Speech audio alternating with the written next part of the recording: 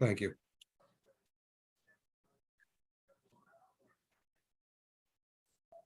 Okay, we're set. Everything's on.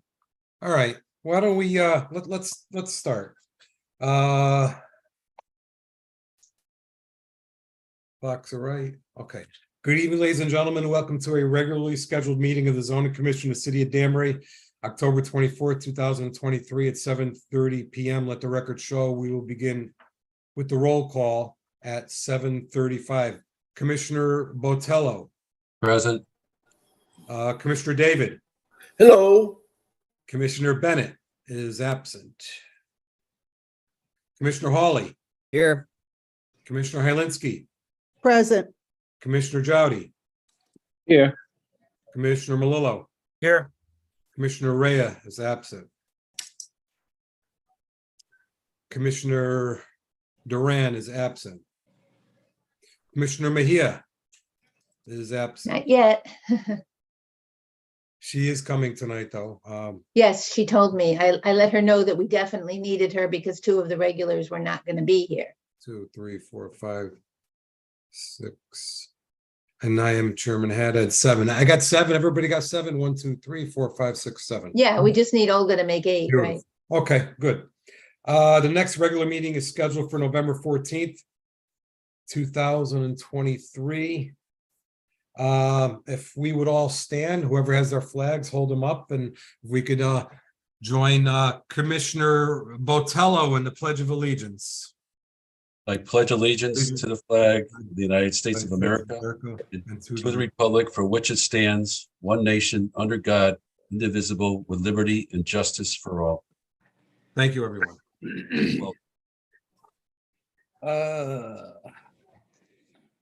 Let's see. This meeting of the Danbury Zoning Commission is being. Olga's here. Oh, great. Okay, good. Sorry. I was muted and I didn't realize it. So That's all right. I'm letting her in and then you can seat her for somebody. Yeah, let me read Okay. these in here first, and when she's Okay, okay. when she's 100%, I'll seat her. Olga, can you hear me? Yes, I'm here. Olga's present. I'm going to seat you for the entire evening for Commissioner Bennett, okay? Thank you. Okay, thank you. So 1, 2, 3, 4, 5, 6, 7, 8. 1, 2, 3, 4, 5, 6, 7, 8. I'm going to move your box over here. Okay, we're ready to go. This meeting of the Danbury Zoning Commission is being held on Zoom as a virtual meeting. Even though this meeting is a virtual meeting, members of the public and interested parties continue to have the opportunity to participate in the meeting in a couple of different ways. You could participate via Zoom and see the audio and video, or you can call in by phone and participate via audio only. Please be aware that we may have to mute your microphone or telephone to avoid an echo or some other background noise. This is also being streamed live via YouTube. Instructions on how to participate in the meeting appear on the City of Danbury website, and all of the documents and materials that apply to the matters to be discussed during this meeting, including the agenda, are also available on the City of Danbury website. As always, if you have any questions, Planning and Zoning Department. As a reminder, the entire meeting will be posted on and can be seen on the City of Danbury website. We will follow the posted agenda as per standard practice. If prior to the meeting, any questions or comments on agenda items are submitted via email to Sharon Calitro, those comments will be read during the appropriate portion of the meeting. Finally, please remember that technology glitches sometimes do occur. Please be patient if that happens. Also, this agenda was filed in the town clerk's office on October 19, 2023 at 4:09 p.m. The legal notice for tonight's meeting is hereby given that the zoning commission, the City of Danbury, will hold a public hearings commencing at 7:30 p.m. on Tuesday, October 24, 2023, and a web-based meeting hosted on Zoom to consider the following matters. Petition of the City of Danbury by Sharon B. Calitro, Planning Director, to amend Section 6A, 5G, and 10B, 2F of the zoning regulations. Amend certificate of location approval issuing authority from zoning commission to zoning enforcement officer for automobile and truck sales in the IL 40 zone, and amend permit fee language for location approvals. Number 2, petition of Bright Ravens is Danbury LLC to amend sections 5B2 and 5B4 of the zoning regulations. Add hotel conversion with specific use requirements as a permitted use in the CA 80 zone. Copies of these applications are on file in the town clerk's office. and planning and zoning offices for public inspection. Parties and interests and citizens shall have an opportunity to be heard at this time. Agenda to be posted will include instructions on how to access the Zoom meeting and application materials and view the meeting in real time on YouTube. Theodore J. Haddad Jr. Chairman, posted on the city website and town clerk's office on November 11, 2023, published in the News Times on October 13, 2023, and October 20, 2023. Purchase order number 2024-8. Okay, where are we? Minutes. Minutes, acceptance of the minutes, October 10th, 2023. Commission members, everybody received the link and saw the minutes of October 10th, 2023. Commission members, what's your pleasure? Any comments on that? Is there a motion to approve the minutes of October 10th, 2023? Thank you, Commissioner Hylinski. Is there a second? Second by Commissioner Jody. Any discussion? All those in favor signify by saying aye. Aye. Aye. Those opposed, minutes of October 10th are unanimously approved. Public hearing. Petition, I got some background noise. We're good. Petition to City of Danbury by Sharon B. Calitro, Planning Director, to amend section 6A 5G and 10B 2F of the zoning regulations. Amend certificate of location approval issuing authority from the zoning commission to zoning enforcement officer for automobile and truck sales in the IL 40 zone, and to amend permit fee language for location approvals. So let me read the Planning Commission 8-3A referral to Theodore J. Haddad Jr. Chairman, Danbury Zoning Commission, from Arnold E. Finaldi Jr. Chairman, Danbury Planning Commission. This is dated September 21st, 2023, regarding the petition of the City of Danbury by Sharon B. Calitro, as just read in. At the web-based Zoom meeting held on September 20th, 2023, the City of Danbury Planning Commission voted to give the above referenced petition a positive recommendation for the following reason. This is consistent with the Plan of Conservation Development because it will ensure compliance with Public Act 23-40 that became effective July 1st, 2023, and the state statutes governing the licensing of this use. The motion to give this a positive recommendation was made by Mr. Chioccio, seconded by Mr. Sylvain, and passed unanimously by voice vote with 5 ayes for Mr. Chioccio, Mr. Haas, Mrs. Hofstadter, Mr. Sylvain, and Chairman Finaldi. Regarding Westcog 8-3B recommendation, they have classified it as their opinion of Westcog staff is that the proposal is of local interest with minimal intermunicipal impact, therefore is not being forwarded to any adjacent municipalities, and the regional staff is making no comment. And this was dated Friday, September 15th. If I could have Ms. Calitro go through the staff report.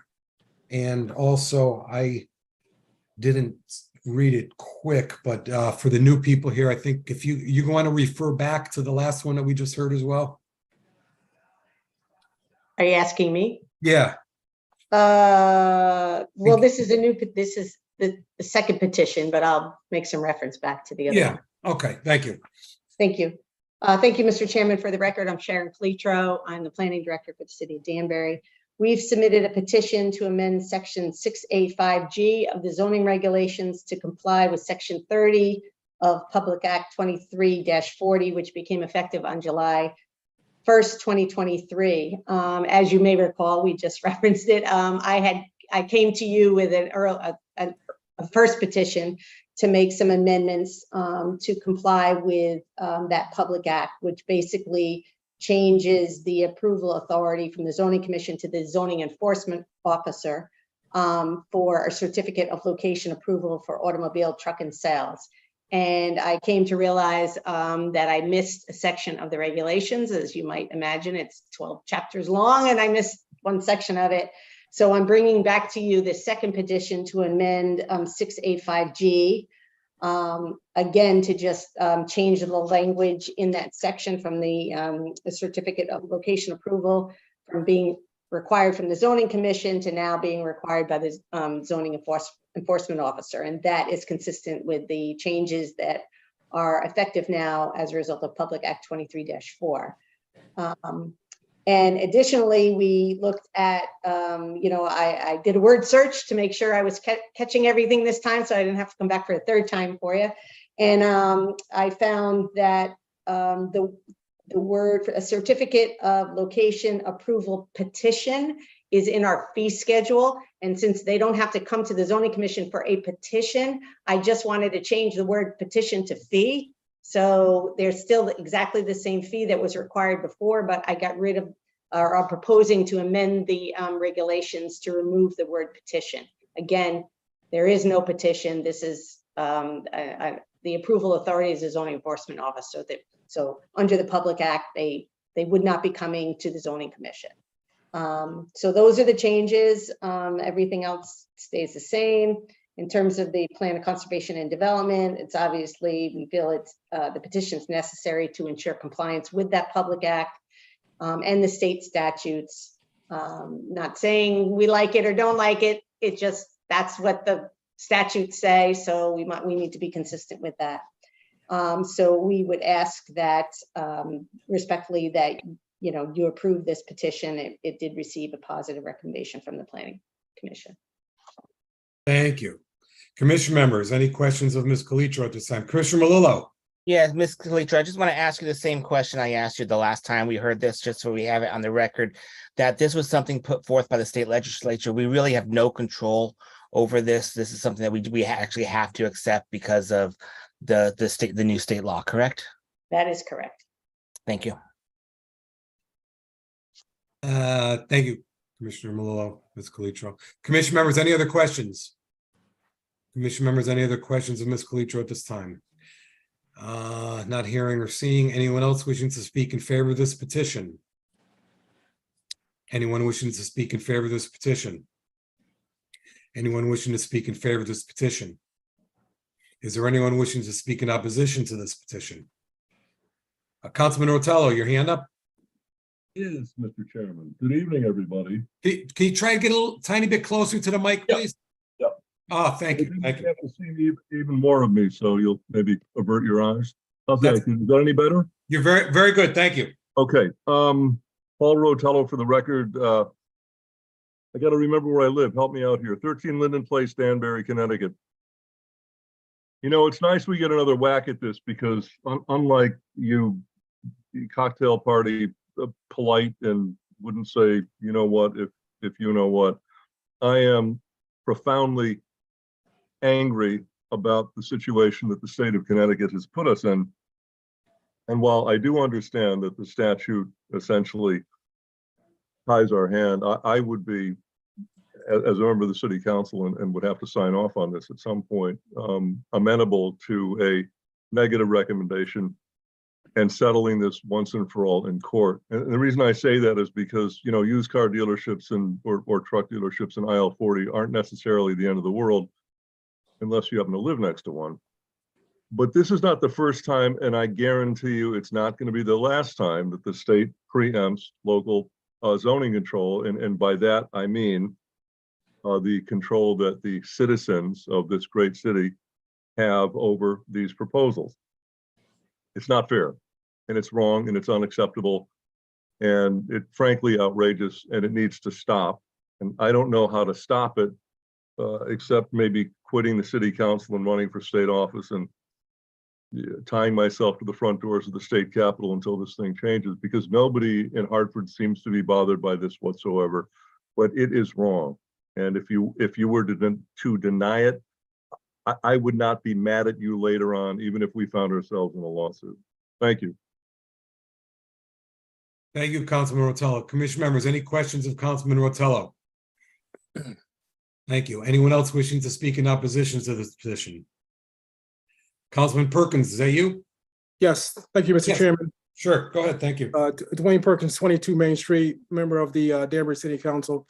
I agree with everything Councilman Rotello just said. I just want to know if this Act 2340 is a basket of various types of state statutes or state regulations, or if it's just one standalone statute. Like the councilman just mentioned, I think the state in some instances is kind of overreaching. I mean, they did the same thing with the outdoor dining. I mean, I'm the biggest proponent of outdoor dining, but that last thing that they did, in my opinion, it was a little overreaching. And this seems to be the same type of situation.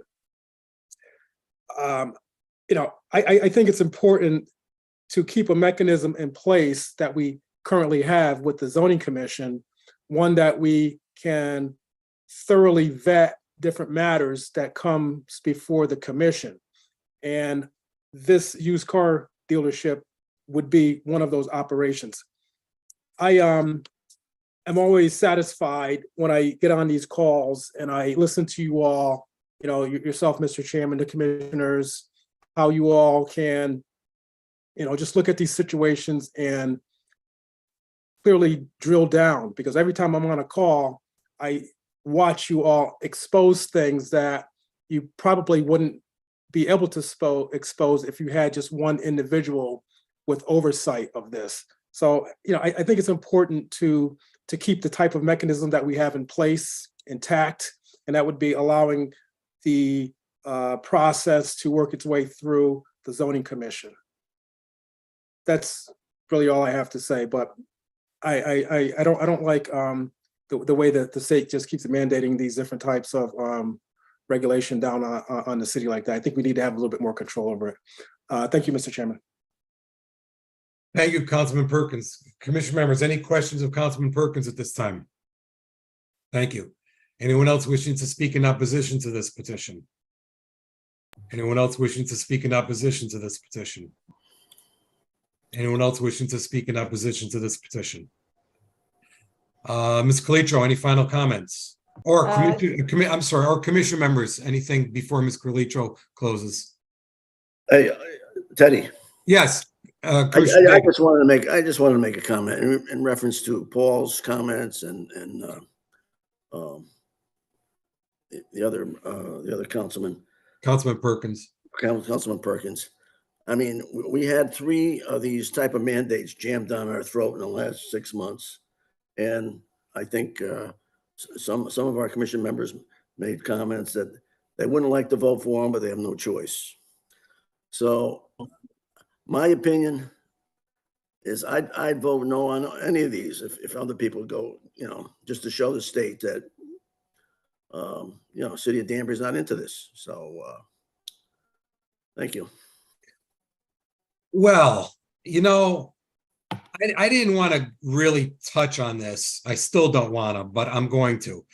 The comment that the people in the city of Danbury and other surrounding areas aren't in favor of this, you know, I agree with that.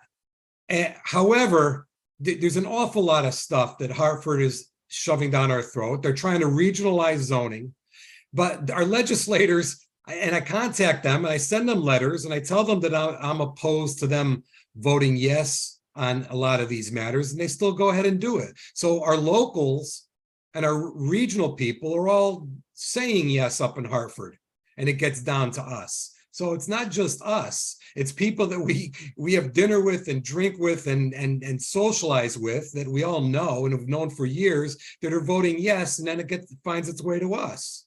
So, you know, I mean, I'm aggravated.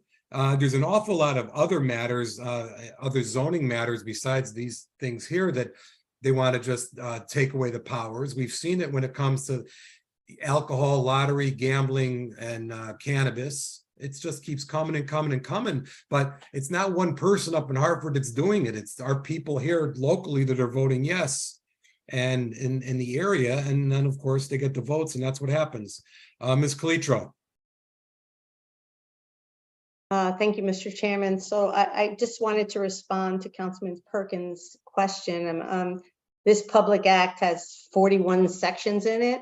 It's and it's entitled "An Act Implementing the Recommendations of the Department of Motor Vehicles, Studying an Emergency Contact Database, or revisions to motor vehicle records and concerning safety driving courses, motor vehicle dealers and repairs, safety recalls, knowledge tests for operators and licenses, on and on and on and on. So it, we have to kind of keep abreast of what's going on, because one little section gets changed in here and 40 sections don't apply to zoning and one section apply. Like, we just need to be vigilant and pay attention to what's going on.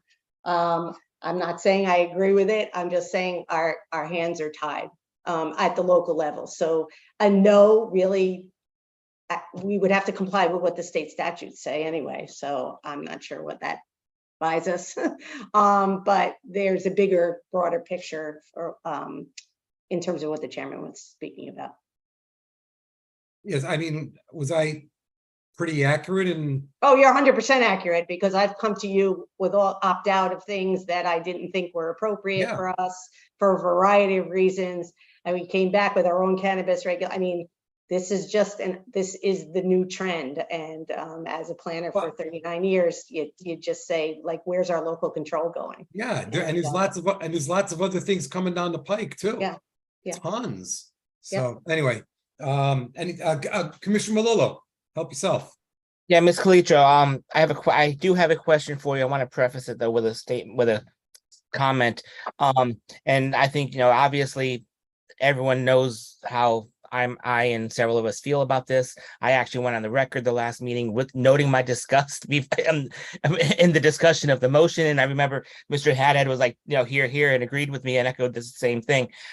So having said that, though, I just want to wonder if we were as a city going to take a stand, I have to think the time to take the stand probably would have been the last petition and not this one, because what difficulty or conflicts would it create if we had the other petition approved, allowing the zoning enforcement officer to sign off, making him the agency to sign off on for all the other zones except for the IL 40 zone that this one deals with? What type of conflict or could that create? Well, I don't think we can require people to go to the zoning commission, because that's not what the state law says. So our regulations were not in violation, but contradict the state regulations. So we really don't have a lot of leeway. And yes, I understood, the position that several of you took at the last time, and I respect that. I'm not happy about any of this either, because again, it gives away a local voice, right?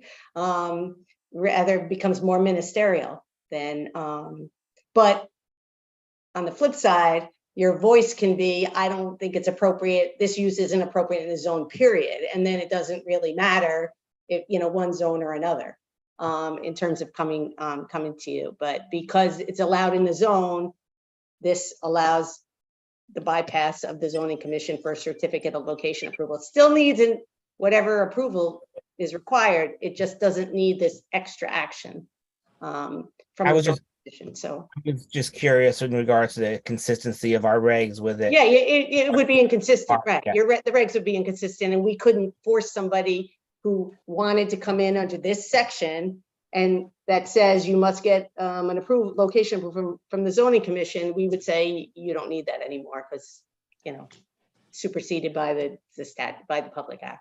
So Okay, thank you. Well, also, I see Commissioner Botello, 1 second. Also, the Woodstock protest vote by Melillo and Haddad, those renegades, they were meaningless votes at the tail end of a unanimous vote. But we certainly also don't want to say that our zoning commission is acting illegally either. So, anyway, Commissioner Botello. I just want to mention it, and I'm a newcomer, so the question is to the open, is it possible for us for future problems that we might have with the state, for us to meet prior to that with our legislators as a group, as a commission, to be able to talk to them so that they know how we all feel, so they can give us what their thoughts are as far as what Hartford is and what the standing is and how we can circumvent the future, so that we could probably have a better outcome and not have to go to court to be able to prove what our actions are. So my question is it possible as a group to be able to invite our council people, the legislators, probably the senator and the two people or 3 people to be involved with a meeting with us or a committee, subcommittee meeting, be able to, for us to voice our opinions, and common council should be part of it as well, and let them know how we feel so that we can work on something for the future and not be in this predicaments. Well, we know, it's, first of all, everything is public record of everything. It's just not just zoning. But we also know what's coming down the pike regarding zoning.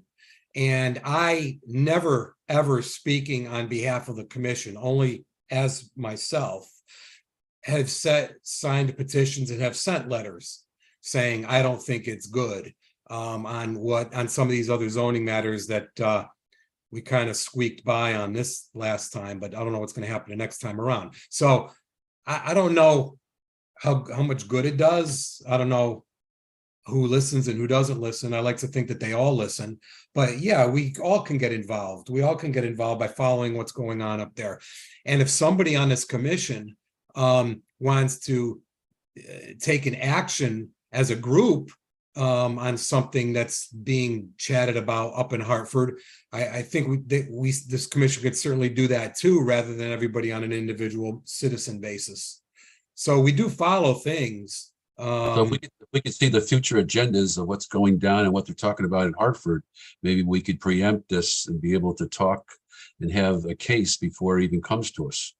That's my thought. Yeah, Ms. Calitro, you were going to comment Yeah, on I was just going to say, I mean, I reiterate kind of what you've said. I mean, I've submitted letters against certain things. I've had discussion with our local legislators over the course of, several years about positions that on public acts having to do with zoning that I was opposed to.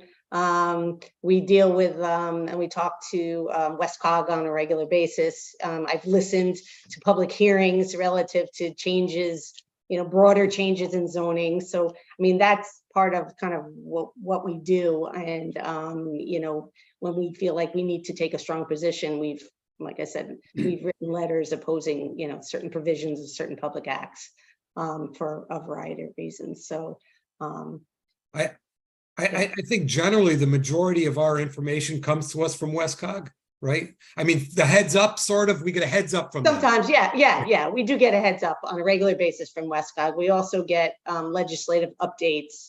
Right. The department, I do, and Jen does, from various legal counsel, just lawyers in Connecticut, from our own corporation counsel. Hey, this is in Public Act XYZ, and but we do know that there is a movement.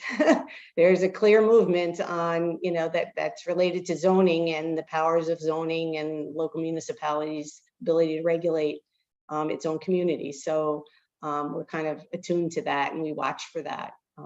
They want to sometimes, we listen to hearings, we shake our heads. Ted's done it, I've done it, and you're saying, how could this be happening? 169 communities, and not everybody's the same, so you can't force us to do everything the same. And sometimes that happens. So we just got to keep an eye on it. And sometimes when there's an opt-out provision, which I've brought to this commission and the city council, we've opted out of things because we'll just come back and regulate it ourselves. Yeah.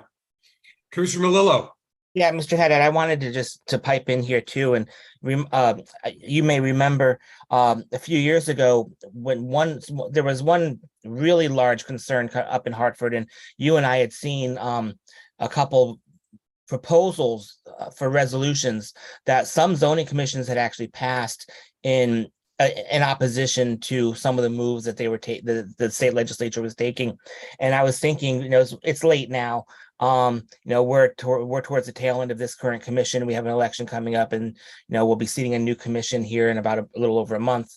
So, but perhaps one of the things the next commission may want to investigate, and it may even be a nice little joint resolution between the city council and the zoning commission to look into drafting our own resolution, from a joint resolution from the city council and the zoning, just noting our distaste and our not even ambivalence, but the downright disregard that the state legislature is giving to local control and the local voice. And maybe if we pass that and have both entities, maybe include planning and EIC in it as well. I don't know. Yeah, no, I agree. Hartford. I think it's just gonna get, Commissioner Malloy, I think it's just gonna get worse if we don't try something here, I guess. I don't know. I just see it getting worse. They want to regionalize zoning. They want to take it away from the locals. I don't know how big the region is. They want to make it where it goes, but it's just, the text messages, there's been a few text messages between Ms. Calitro and myself that basically say, do you believe this or what? And it's just, and that was all that had to be said, because some of them are absurd.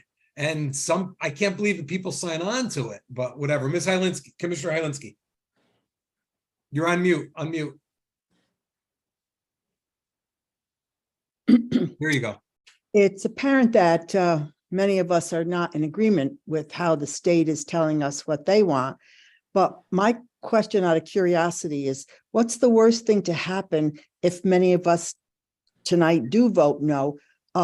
Will that create a problem for the city? Will they get a black mark and make things worse for us? How does that work? Ms. Calitro, I think that would be, go ahead. No, I was just going to say, so if in this particular instance, I would say if the vote was not in favor of amending the regulations, I mean, the fee thing is not a big deal.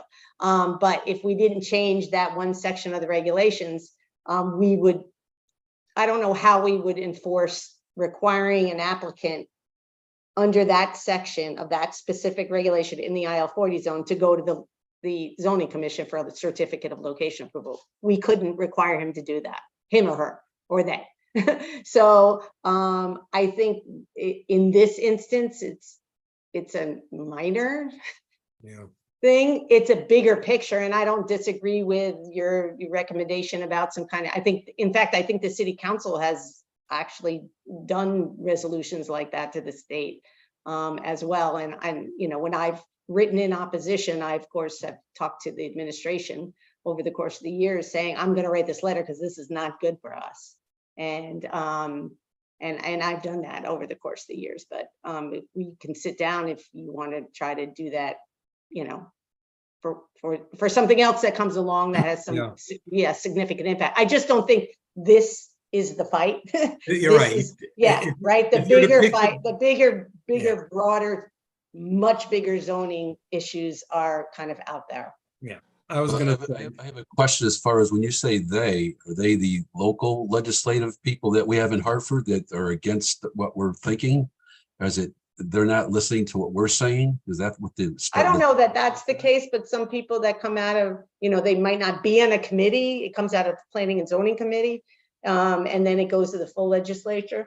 But it's important for us, our local legislators, to hear our opinion about it. And I have had those discussions in the past with our representatives. And when I was opposed to something, I didn't track actually how they voted one way or another, but I have expressed our concerns about certain zoning related issues, definitely over the course of years. And I've listened to recent public hearings, and some of them have gone on for like 10 hours, over, and I've disagreed, honestly, I've disagreed with even the planning and, the state planning organization on their position, because I just disagree with that, and I'm allowed to do that. So it is what it is, but I think there's a bigger, broader issue and kind of more important than this. Choose our battles. This one here is we got to pick our battles. Yeah, I agree. Commissioner Jowdy. We have two more meetings before newcomers might be coming in. I think that's really not an issue. I think we should vote on this. And I think Sharon had said before, if we were gonna vote and put it down, it should have been before.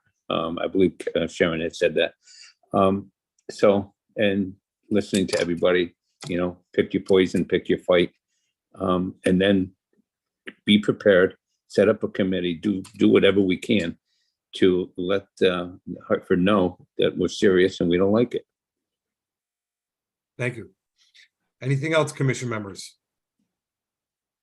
I think we beat this one to death. Does anybody want to make a motion to close this public hearing? Procedurally, I believe we just need to recognize the fact that Ms. Calitro is done with her rebuttal comments, Mr. Haddad. Oh, I thought she was. Ms. Calitro, anything else? I'm done. Thank you. That was she did a response. We asked a question, so just want to dot our i's and cross our Yeah. t's. Thank you. With that, I'll make a motion to close the public hearing. Beautiful. Thank you. Motion to close the public hearing by Commissioner Malolo. Is there a second? Second. Okay. Second by Commissioner Johnny. Any discussion? All those in favor signify by saying aye. All right. All those Aye. opposed? Not hearing or seeing any. This public hearing is closed. Mr. Haddad, Commissioner Malillo. I feel as though this is something we can dispose of relatively quickly and easily. So for that reason, I'd like to move this to item number 1 under old business for discussion and possible action this evening. Thank you. Motion made by Commissioner Malillo to move this petition to under number 1 under old business for discussion, possible action. Is there a second? Second by Second. Commissioner Botello. Any discussion? All those in favor signify by saying aye. Aye. All those opposed? Not hearing or seeing any. This is now going to be number 1 under old business for discussion and possible action. Thank you very much. Moving right along. We have a petition of, let me get this out of the way first. Put this over here. We have a petition of Bright Ravens is Danbury LLC to amend sections 5B2A and 5B4 of the zoning regulations, add hotel to apartment house mixed use with specific requirements as a permitted use in the CA 80 zone.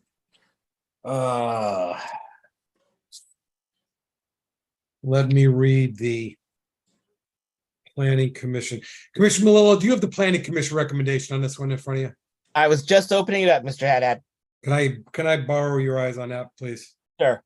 Thank you. Sorry to impose. No problem. This is from the City of Danbury Planning Commission dated October 19th, 2023 to Theodore J. Haddad Jr., Chairman, Danbury Zoning Commission, from Arnold E. Finaldi Jr., Chairman, Danbury Planning Commission, referencing 838 referral petition of Bright Ravens IS Danbury LLC to amend sections 5B2 and 5B4 of the zoning regulations, add hotel conversion with specific use requirements as a permitted use in the CA 80 zone.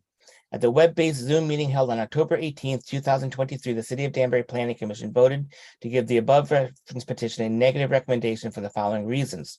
Number 1, this amendment is inconsistent with the future land use map FLUM and the Plan of Conservation Development POCD, which classifies the CA 80 zone as a commercial corridor that does not permit dwelling units. Also, this amendment does not transform the CA 80 zone into a mixed-use district. It instead creates a new use that will only be allowed on 2 specific sites in the CA 80 zone. Furthermore, if a mixed-use district is desired, it should only be implemented after a corridor study has been completed. 2, since at least 2007, both residential uses and fast food restaurants have been specifically prohibited in the CA 80 zone, and this has proven to be a prudent decision as the traffic volume and congestion on Mill Plain Road has only increased due to the development of the west side. 3, this use should be a special exception use versus a permitted one. This would allow the Planning Commission discretion to ensure the mix of uses would not be detrimental to the area. It would also permit the Planning Commission to determine if specific site improvements, including open space areas, are appropriately designed given the mix of uses. 4, both of the sites that meet the criteria in this petition are located in areas that are not pedestrian friendly and are far from neighborhood amenities and mass transit, meaning the residents would require the use of a car, thus creating additional traffic along a heavily congested corridor. Any new use being introduced in the CA 80 zone should provide expert documentation that the use will not exacerbate the existing traffic situation. 5, this is an amendment to the entire district, so it could potentially impact any property located in the CA 80 zone. 6, also, the open space requirement for residential uses for this new use should equal what is required for the same use in every other district. The motion that gives us a negative recommendation was made by Mr. Chioccio, seconded by Mr. Salvain, and passed unanimously by voice vote with 4 ayes from Mr. Chioccio, Mr. Haas, Mr. Salvain, and Chairman Finaldi. Thank you. Regarding the Westcog 883B recommendation, the opinion of Westcog staff is that the proposal is of local interest and with minimal intermunicipal impact. Therefore, it is not being forwarded to adjacent municipalities, and the regional staff is making no comment. This was dated February 15th, 2023. Ms. Calitro, can you go over your staff report, please? Thank you. For the record, Sharon Fletcher, I'm the planning director. You all have a copy. It's part of the record of my October 12th, 2023 staff report. So we received this petition to amend sections 5B2A and 5B4 of the zoning regulations to add hotel to apartment house mixed use as a permitted use with specific use regulations or specific use requirements in the CA80 zoning district. The amendment would to 5B would allow for the conversion or redevelopment of an existing hotel for a multifamily apartment house, which would include a mix of other uses that are allowed in that zone. This is, as you may recall, the second petition from the same petitioner. The new petition includes a requirement for open space and for some units to be deed restricted as affordable. And other than those two changes, the proposed language that you see in this petition mirrors that which was acted upon by this commission in July. I gave you some background again on the CA80 zoning district from my previous report, which I attached to this report and is also part of the record.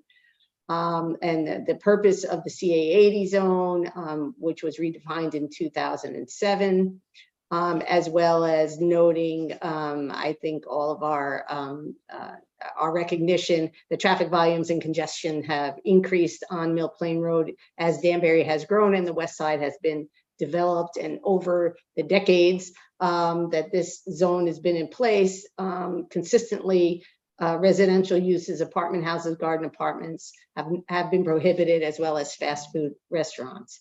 The reasons given by the petitioner as to why the petition should be granted are contained in letters from Attorney Beecher dated September 7th, as well as October 3rd. And as he notes in those letters, these are the reasons are basically a reiteration, for the record of what was presented as a justification as to why the first petition should have been approved. Attorney Beecher reiterates the petitioner's intent to redevelop their site, which contains a hotel, for a mix of uses, which includes 198 apartments, a restaurant, a fitness center, coffee shop, offices, among other uses. And while the mix of uses, while appropriate, does raise some concerns relative to parking requirements and the provisions of open space, which I'll get into in a second. I'll refer the commission back to my original report that's attached regarding comments on the hotel industry and specifically the Connecticut market. And I just wanted to note for the record that the Holiday Inn on Newtown Road had recently sold, and those owners have indicated to city officials their intent to invest in that asset for its continued use as a hotel. And I'll get to more about that in a minute. In terms of general comments, permitted versus special exception use, and again, I'm not going to read this, you all have copies of it, but it is our position that the proposed new use should be a special exception use and not a permitted use as is proposed in the petition. In the 6 zoning districts where the apartment house is a permitted use, if the apartment house generates more than 500 trips per day, which equates to 84 units, the apartment house becomes a special exception, so it gets a planning commission review. In the case of the way this is written, this proposed amendment is written, it says you can't have more units than the number of hotel rooms. And as Attorney Beecher has indicated, if this only applies to 2 sites in the CA80 zone, both of them have over 150 units. So if one were to presume that somebody could just convert the existing number of hotel rooms to apartment units, they're already way over 84 units, and they haven't even met the requirement for additional uses to make it a mixed use development. So it's a special exception. So putting it in the permitted use column and category is kind of, you might as well just put it in as a special exception use. And why? Because it's going to end up that way anyway, and it does give the planning commission some additional discretion to ensure that those mix of uses meet the requirements for a special exception under 10C4, which I described as well. And in the case of the two sites to which this amendment would apply, the Crown Plaza was originally approved as a site plan in 1978. There was a special exception approval in 1980 for some work outside the parking lot, and then 4 special exception approvals for antenna on the roof. And the Hilton Garden Inn, which is, as you guys know, the last developed parcel in Danbury heading west into New York, was approved as a special exception in 1998. And there has been 1 revised site plan since then, and then 2 special exceptions for antenna on the roof. So again, our position is, you know, permitted versus special exception use, just make it a special exception use. In terms of converting hotel rooms to apartments and unit sizes, property locations, again, I refer you back to my previous report and comparisons in the Danbury market. So those comments still stand. Attorney Beecher has indicated in correspondence that the new units, the efficiencies at the Crown Plaza, if this site is redeveloped under this new amendment, that those efficiencies would be about approximately 330 square feet in size and include appliances, and furnished and include appliances. He didn't make the same statement relative to the 1-bedroom units, although, which are 660 square feet in size, although we're assuming they would have appliances. He just didn't say anything about appliances or furnishings. And again, if one were to assign some less weight to my previous comments regarding comparing unit sizes and prices like that, really the underlying question to this petition remains the appropriateness of allowing for the addition of permanent housing and dwelling units in the CA80 zone. And the commissions may reasonably query if the Crown Plaza and the Hilton Garden site, which are the only 2 sites, again, that could be converted, are acceptable locations given their location, their distance from work, neighborhood amenities, transit options, and whether or not these locations really perpetuate kind of the automobile dependency on the automobile. In terms of specific language on the proposed amendment, I'm only in the next couple of minutes going to talk about the requirements that we had some concerns about. Other than that, we don't have any additional comments. So number 1, the minimum lot area shall be 6 acres. Again, I'm going to refer you back to the previous report where I talked about other zones. And again, back to the Holiday Inn site and the sale of that on Newtown Road. Those owners did ask us whether they could convert their property to apartments. So it's not, we're just making things up like this could spread across and impact the city in other areas. I mean, we've been asked those questions. Therefore, the commissions should consider the potential citywide impacts associated with converting hotels to residential mixed-use buildings in areas not previously considered for the use, absent these corridor or studies or focus plans, which is what the recommendation was in the POCD. Number 2, the number of dwelling units shall not exceed the total number of hotel rooms available for occupancy in the existing hotel. That's the wording that's proposed. I talked a little bit about that in terms of permitted versus special exception use, but in this respect, in all the other districts, there's a density requirement associated with the residential use, 1 unit per X square feet. In this case, we don't have that. And that does impact things like parking and open space requirements. And in the review of the drawings that Attorney Beecher had submitted on October 3rd, he showed us some areas. It did provide the parking layout and showed us some areas for open space. And we did have some concerns about that, again, relative to a mix of uses. So for instance, the 198 apartments that are spoken about in the letters from Attorney Beecher required 270 parking spaces. So 220 units, 220 spaces for the units, 50 for the visitor spaces. So if you count up the parking spaces that show up on the plan, which is about 367, There is some available to meet the needs of the other uses, but not a lot. And we're someone to say, okay, the requirement says I can build as many, or I can convert as many rooms to apartments that I have. The hotel has 242 rooms. That would require 303 parking spaces, and you'd have even less parking spaces for the other uses that are going to be required on the zone. So again, it's an interplay between density and open space and parking.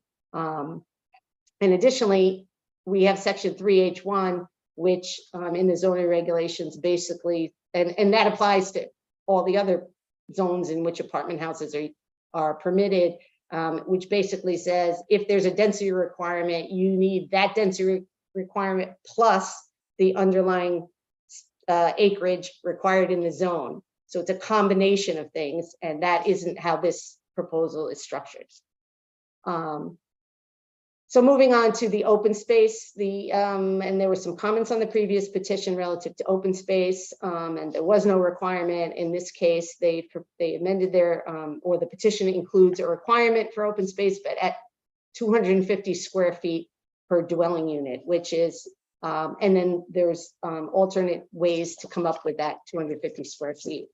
In every other zone in which the apartment houses are allowed, except the downtown zone and under the housing redevelopment option, open space requirement calculation is 500 square feet per dwelling unit. This is half that amount, 50%. If the density were reduced and the number and size of some of the uses limited, you'd be able to provide more open space.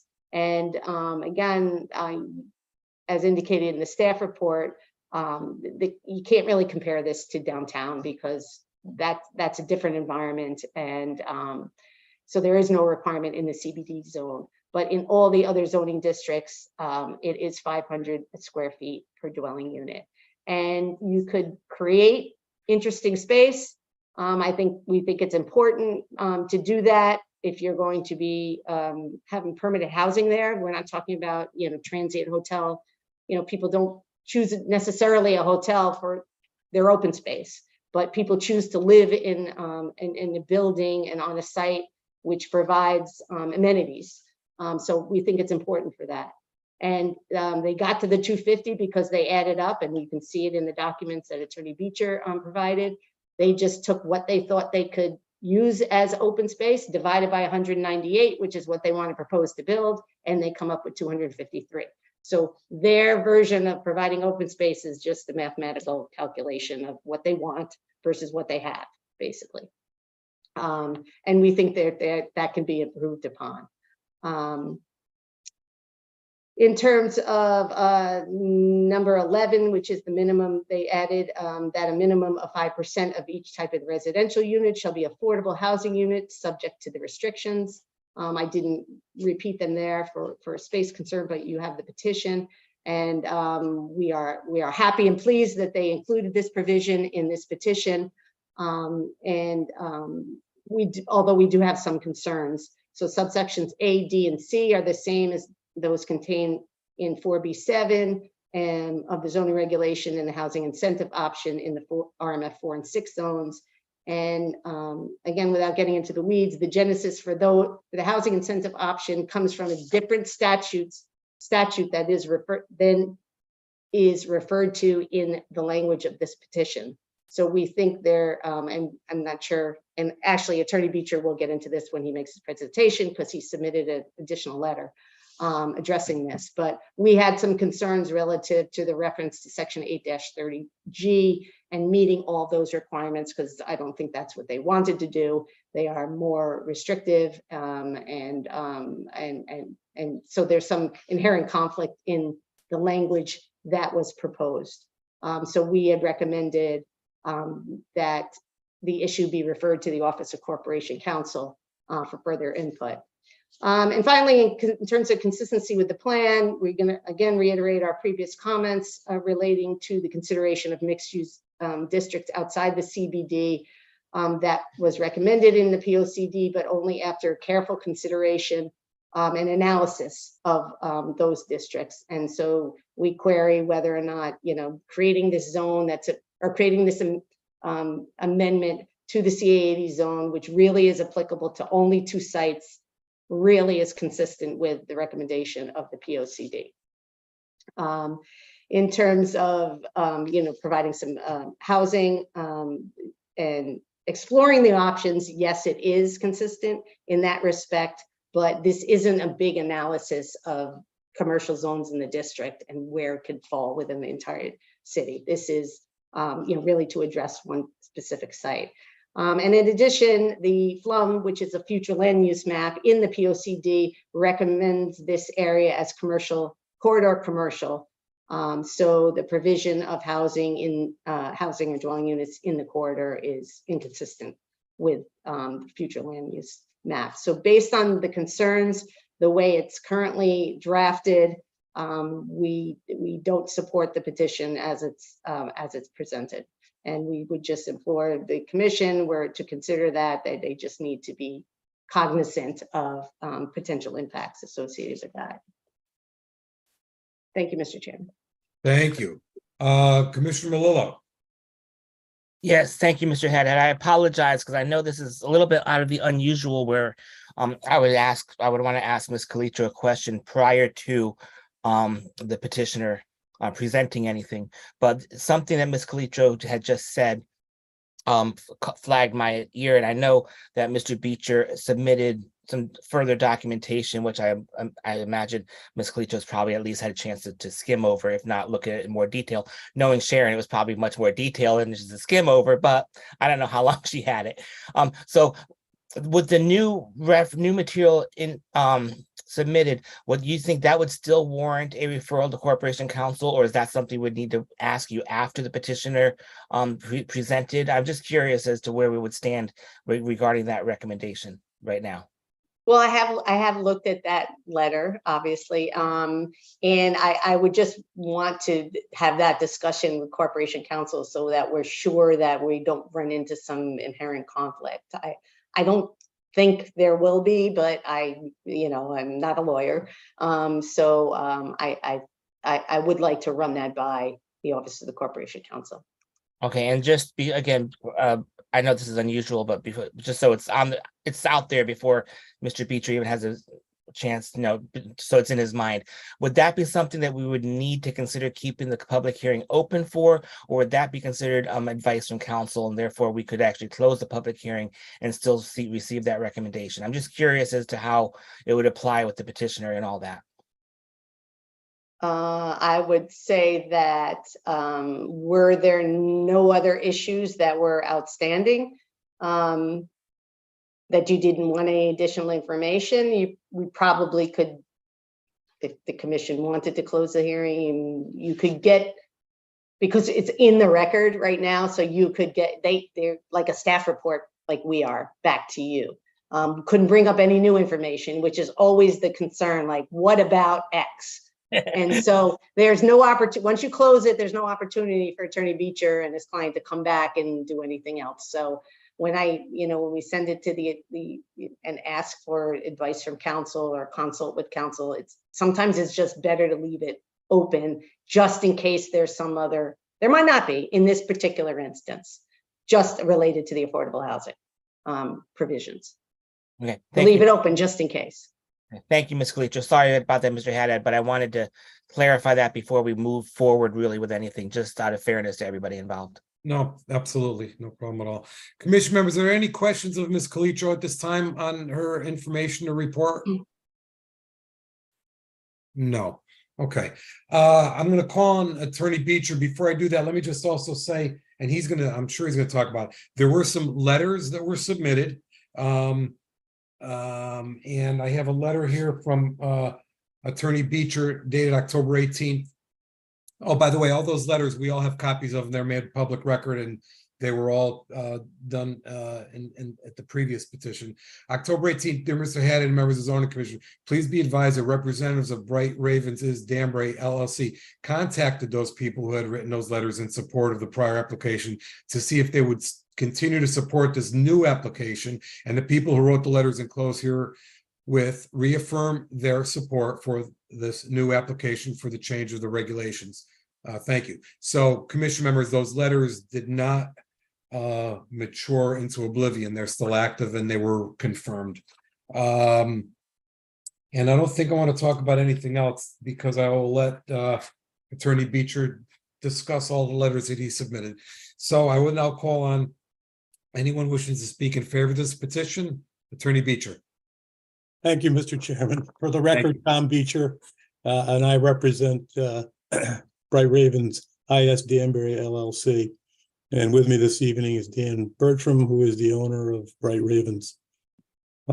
As you all know well by now, Bright Ravens would like to convert the former Crown Plaza Hotel into a mixed-use building with 154 studio apartments and 44 one-bedroom apartments. There would also be a restaurant, a fitness center, common amenity lounge area, coffee shop, and office space.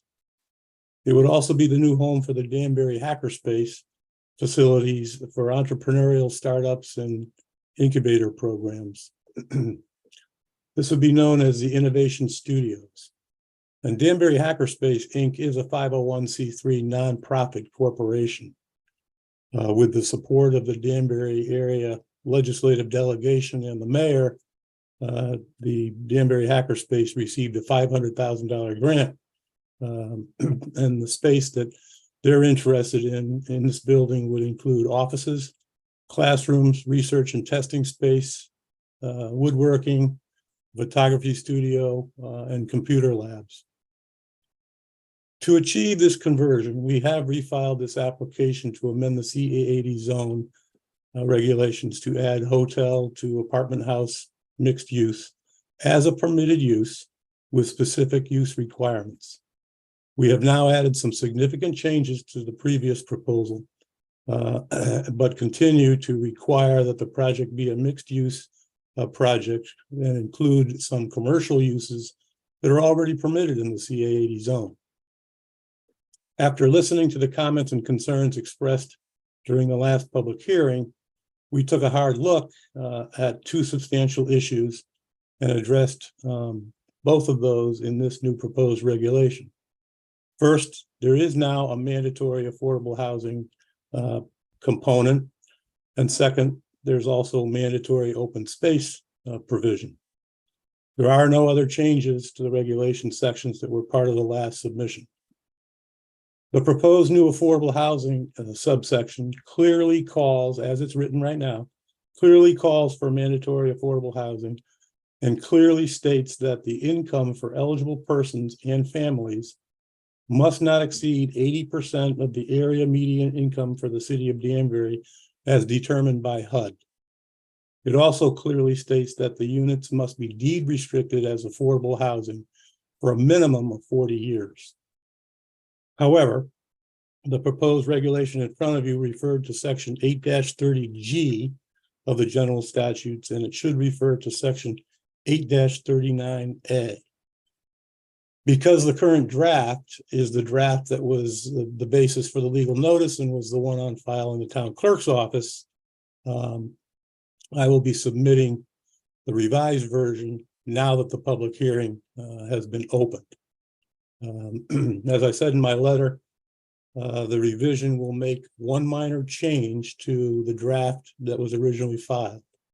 Subsection B of the affordable housing section would then say, to comply as affordable housing, all applicable provisions of Title 8, Chapter 124, and the definition of affordable housing set forth in section 8-39A of the general statutes as amended, and section 10E of the regulations shall be met.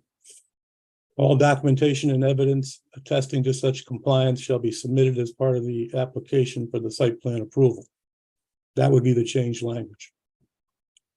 This minor change remedies the problem raised by the reference to section 8-30G. Hopefully, Corporation Counsel will agree with me. As we stated at the last public hearing, and as I will reiterate tonight, these apartments will be very affordable to prospective tenants. This new provision now adds the mandatory affordable housing component, and the affordable units will count as statutory affordable housing in the city of Danbury under the city of Danbury standards and regulations and under Connecticut state law. And let me just go through that as I did in my letter. The definition of an affordable housing development in the Danbury zoning regulations is stated as a housing development which is assisted housing in a set-aside development as defined in Chapter 126A, Section 8-30G of the General Statutes of Connecticut, or includes dwelling units that will be conveyed by deeds containing covenants or restrictions which shall require that such dwelling units be sold or rented at or below prices which will preserve the units as affordable housing as defined in Section 8-39A of the General Statutes of Connecticut. And I submitted all this to you in my letter dated October 17th. The City of Danbury Affordable Housing Plan identifies the types of affordable housing that the state of Connecticut counts as statutory affordable housing. And it counts towards the 10% threshold, which the City of Danbury maintains to avoid the imposition of the Affordable Housing Appeals Statute.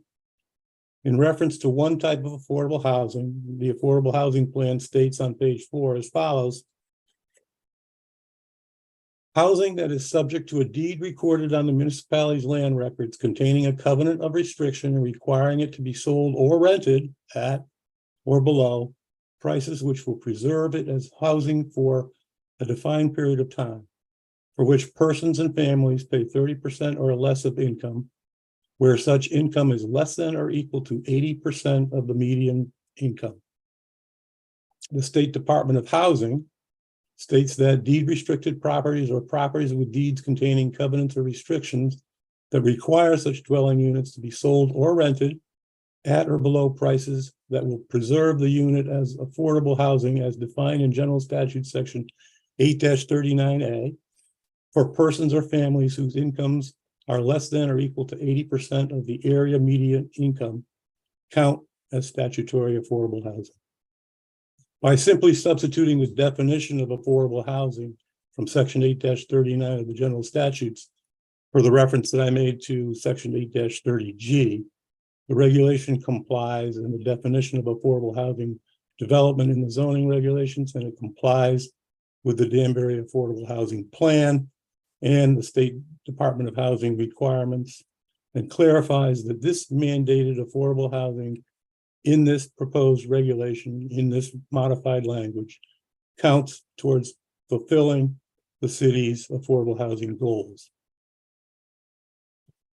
The planning director in her report mentioned that the other language in this proposed regulation is borrowed from the incentive housing option section of the regulations. That's true, but these provisions stated in this section are important requirements for any form of affordable housing in the city of Danbury. And in fact, including them makes this proposed regulation consistent with the other regulations in the Danbury zoning regulations. Subsection A requires that affordable housing units be the same size and the same workmanship or same quality as the market rate units, and gives instruction on how to round the numbers when doing the math involved in the equation. This section is perfectly fine and should apply. Subsection C requires an application in accordance with Section 10E of the zoning regulations, which is also fine because subsection B requires the affordable housing to comply with applicable provisions of Section 10E. Subsection C provides that if there's a conflict between the regulations and this section will prevail. Therefore, subsection C merely requires an application related to the affordable housing component in any project under this regulation to ensure compliance with exactly what's required. This subsection also spells out that the affordable housing units must comply with the General Statute Section 8-39A, and it will count as affordable housing. In light of the proposed change to subsection B that I just mentioned, there is no changes needed to subsection C. Subsection D is self-explanatory. It's just there to make sure that the developer does not wait until the very end of a project to start building the affordable units. And that's more apropos in brand new condominium projects where a developer builds all the market rate ones and starts selling them off, and then gets around to doing the affordable units, but it's consistent with your regulations, so it's in there. With respect to the new open space provision in this proposed regulation, please remember that this regulation only applies to an already developed sites located in a commercial CA80 zone. We did ask Steve Sullivan, who's an engineer at CCA, to review and compute the available exterior open space areas on the Crown Plaza site. And his review was used when we did our calculation, just as Sharon said. And that's when we came up with the 250 square feet. Again, this regulation is applicable only to existing hotel sites that are already developed. For comparison purposes, I would ask you to note that the CBD zone, which is also a commercial zone that permits apartments, that zone does not mandate open space and recreation for apartment buildings. I would also note that the LCI 40 commercial zone, which allows apartments, also does not required open space. So in analyzing what we propose, please remember that the commercial zones that allow apartments do not have mandatory open space requirements. Just the residential zones do. If we were required to have 500 square feet of open space per dwelling unit, this would require reducing the number of dwelling units significantly. It would cut them in half. And that would make this project not feasible. And that in turn would not be helpful in fulfilling the housing needs of the city of Danbury. Or we could eliminate parking and make open space, which would also result in the project not being feasible. Again, this proposal only applies to 2 properties at most, and the overall housing benefits derived from this proposal with over an acre of open space. I mean, do the math. 198 times 250 is well over an acre of open space. And the overall housing benefits outweigh this particular criticism. Now, I want to take a few minutes to talk about the background of this property and highlight some of the important points about this application discussed by the planning director. Just to recap, Bright Ravens purchased the former 242-room hotel 2 years ago, almost exactly 2 years ago. This property is located right along I-84, and it's easy on, easy off from I-84. This particular property is 7.24 acres. The Crown Plaza closed its doors back in 2020. The hotel was built in 1979. It had been sold 3 different times during the 10 years before Dan Bertram purchased it. It was a Hilton, then it was a Sheraton, and then the Crown Plaza. And there may have been Danbury Plaza in between there at some point. A renovation of this hotel in 2013 obviously wasn't enough to keep it open and viable. This property was actually on the auction block in 2021.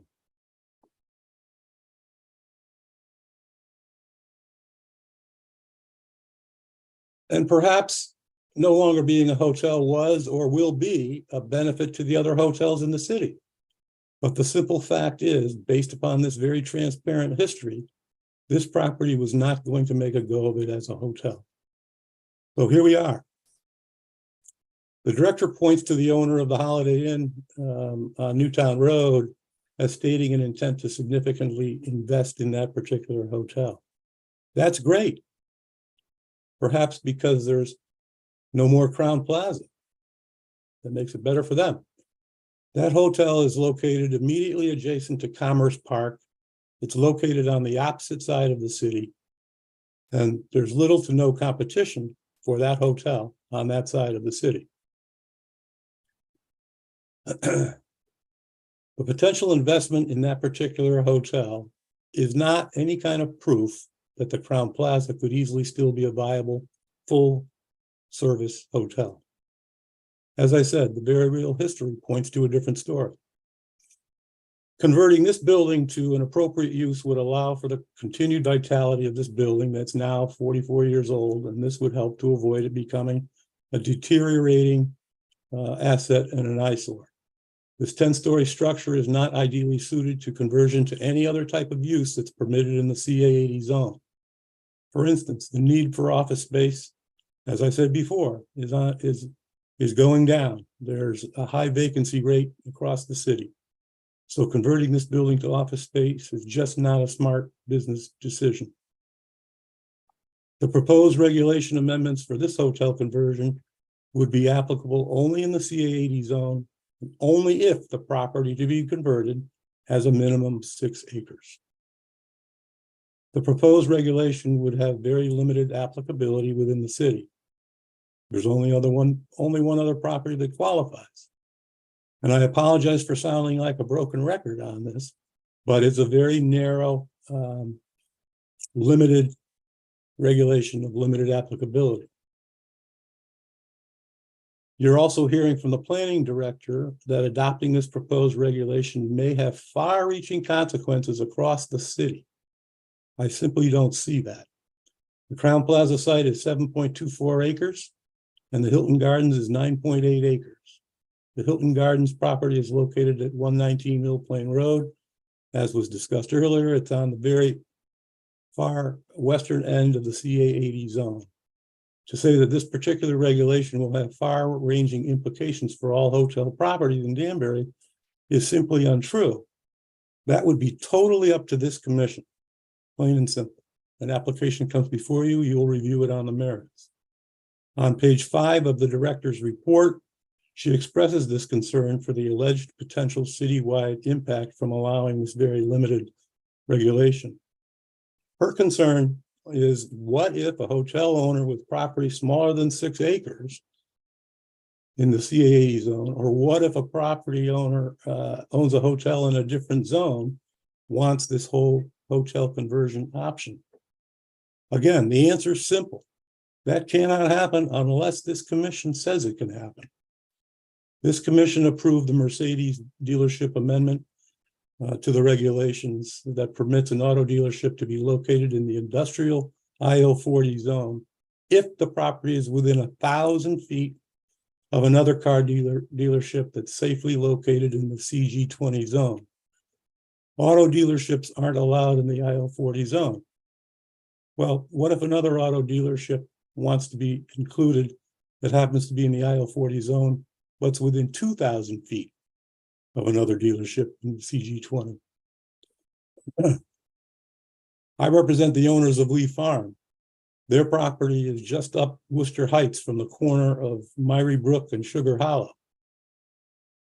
What if they want to be included and have an auto dealership on their IL40 property? Well, they would have to file an application with you, and you would be the final arbiters as to whether or not that was an appropriate change of the regulations.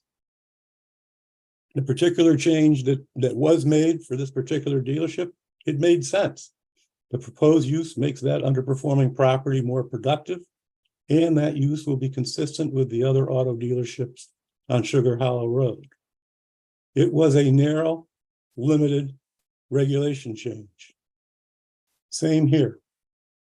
This was a non-performing hotel building, and we are proposing very limited regulations to achieve another adaptive reuse of a large existing underperforming property for a use which will benefit the city of Danbury. A continuing care facility is allowed in the IL40 zone, and it must be located on at least 4 acres, and it must abut a residential zone. What if a property owner with 3.5 acres wants to be included? What about a property owner within 250 feet of a residential boundary? What about them? They might file applications with this commission to amend the regulations to make their properties qualify. But that is a totally speculative, and you will ultimately have the final review and say, and if the application is something that you think warrants being granted, then you'll adopt that. An indoor sports arena in Danbury must be located on 10 acres. What if somebody has 9 acres? You can go on and on with that metric. The answer is that every every application, every regulation change that comes before you, you're going to review on its own merits and make a determination. There are no far-reaching ramifications from this particular, very narrowly tailored proposed regulation. An important part of this proposed regulation is that apartments are only permitted in the existing building. You cannot build additional apartment buildings on a site. Another important part of this is that the residential density is limited to no more than the number of existing hotel rooms. And I would note that the only other site that would qualify, the Hilton Gardens, is only 4 floors and 158 rooms. So it's an even smaller hotel. In our opinion, this is a density provision. It is self-limiting to the number of existing hotel rooms. And it gets limited below that number just by applying common sense to how it will fit. As a practical matter, if there will be any 1-bedroom units, and there will be in this particular proposal, there will be less apartments than the number of existing hotel rooms. For this site, there's 242 hotel rooms. We're proposing 198 apartments. The zoning regulations have a definition of efficiency unit, and that definition specifically requires that there must be a minimum of 300 square feet. So the number of efficiency units is also potentially limited by this minimum space requirement. This is self-limiting density provision in this commercial, not residential zone. We're frequently reminded that this CA80 zone is a commercial zone, yet our proposal is criticized for not including things like a density provision or the exact open space square footage that is found only in residential zones. This is a commercial zone. Therefore, the provisions here for both, but just not exactly what is found in the residential zones. Again, I may sound like a broken record, but this is a commercial zone, and this is there's no density requirement in the CBD zone, and this is self-limiting, just as the director stated in her report that the CBD zone self-limits density in that zone. Well, it's self-limited here. Maximum number of hotel rooms, maximum number of parking places. So it's self-limiting. Now, the likely demographic of potential tenants includes college and grad students, recent graduates, and young single people generally. But there will also be others who are older who may see this as a viable and more affordable option. The efficiency units will be rented at between $1,200 and $1,300 per month. It's important to note that these units will be fully furnished and will have appliances. These will be turnkey apartments. So when you review the criticism of whether these units would help fill a need in the city, whether they provide a more affordable option for people, keep in mind that they are fully furnished as opposed to vacant apartments. The 1-bedroom units will be rented at $1,775 per month, and those 1 bedrooms will have bedroom furniture and appliances, including a stackable washer dryer. So the units are furnished. Obviously, the living rooms for the 1 bedrooms, people can bring in their own furniture. Adequate and desirable housing is essential for the continued economic well-being of the community. A variety of housing types at affordable costs should be available to meet the evolving needs of different socioeconomic groups. Unless the housing challenge is met, the community will find it increasingly difficult to provide for the vital housing needs of present and future generations. While that quote is from the old POCD, it still holds true today. There's still a need for more quality housing that is more affordable and more accessible, particularly for young people. Some of the units must be statutory affordable housing, but even the so-called market rate units are comparatively affordable. And with mortgage rates hovering around 8%, the pressure for rental housing alternatives is even greater. This need is even more critical right now. The efficiency units will be 330 square feet, and the one-bedroom units will be double that at 660 square feet. And as I said before, the zoning regulations define an efficiency unit as having a minimum of 300 square feet. So we'll be able to comply with that particular requirement easily. And these apartments will fill a very real need in the city of Danbury. This regulation change is consistent with the recently adopted City of Danbury 2022 Affordable Housing Plan. This housing plan addresses and promotes housing affordability and not just statutory affordable housing. The housing plan includes the goal of providing housing opportunities for young adults who are starting off their careers. And I would note on page 14 of that housing plan, it also makes it very clear that Danbury has a very real shortage of rental apartment units. Danbury's housing plan highlights that Danbury struggles to retain and attract young adults. And it also notes that only 4% of the city's housing stock consists of studio apartments. That statistic alone, in and of itself, is an important fact for you to consider in your review of this proposed regulation change. You may have read a recent article about how construction of the apartments in the Summit are underway. I would note that out of 360 units to be built up there, only 40 will be studio apartments. Therefore, there's still a very real need for studio apartments. And this regulation mandates that at least 75% of the units in any project must be studios.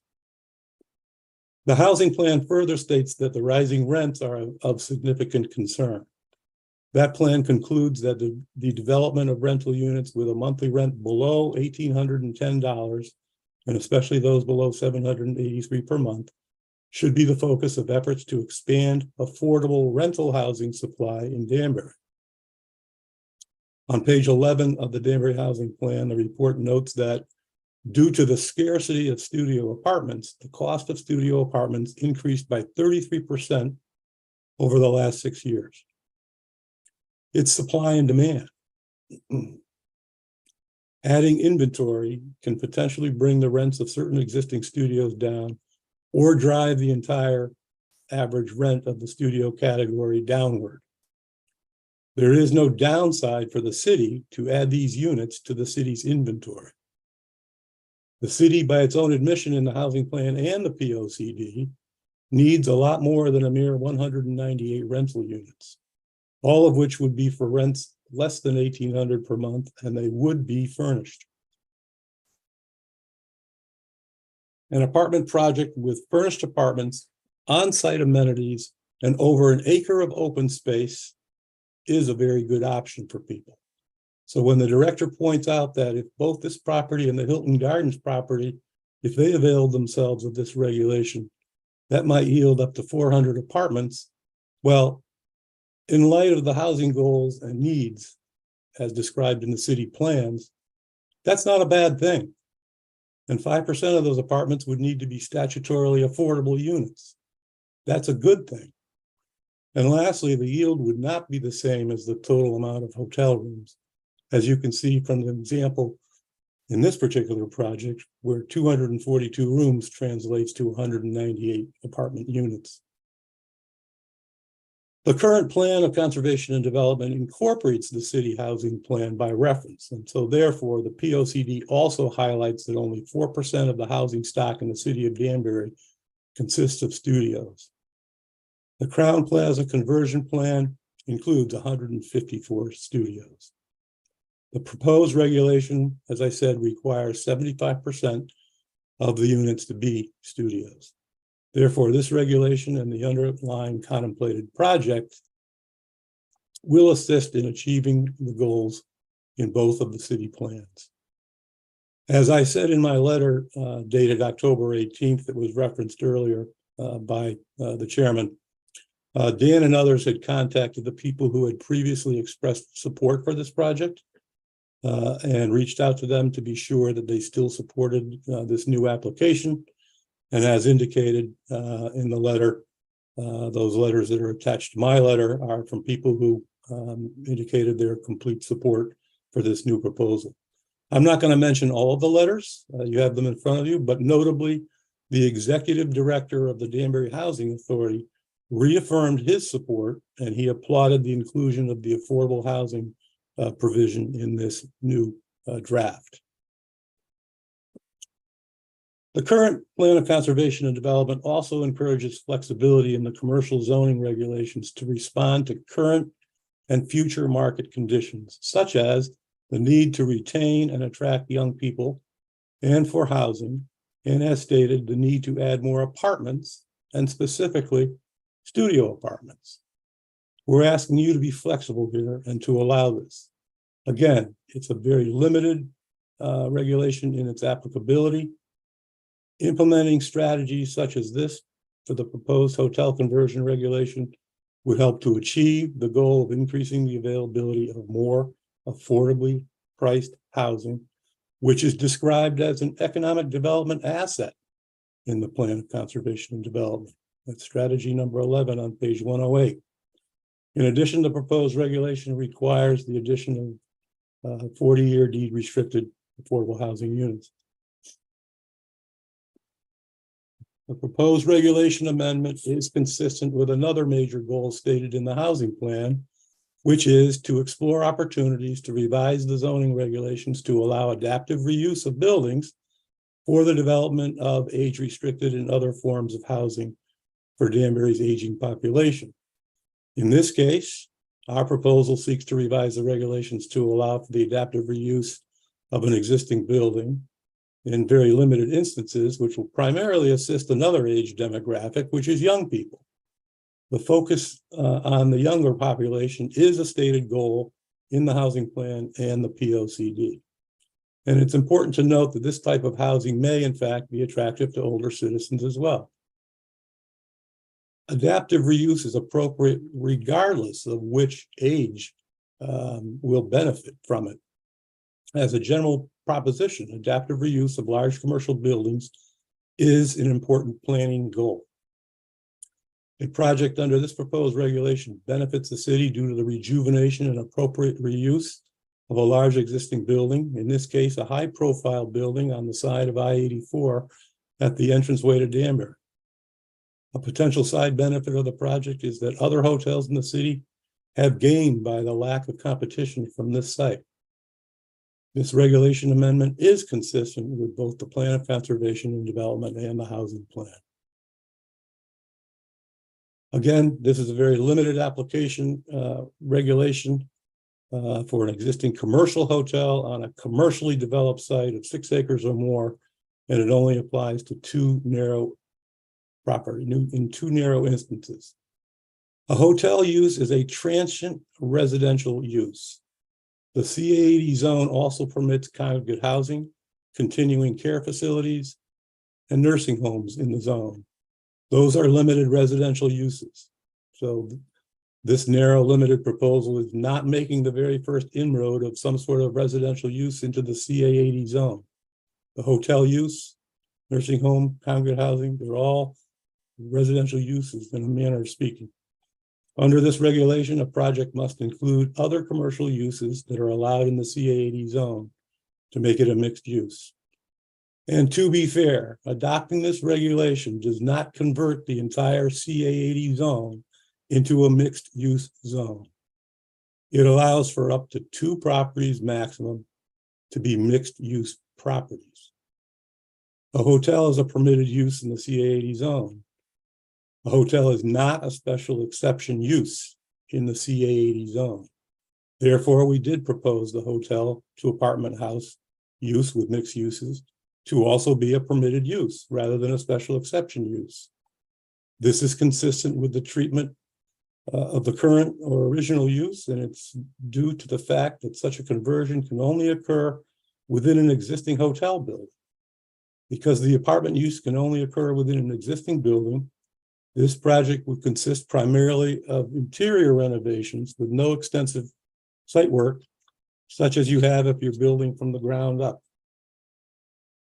If the use or uses of this site add up to being a traffic trip generated, then a special exception will be needed. So the director and I agree that if it adds up to being a traffic trip generator, then it needs a special exception.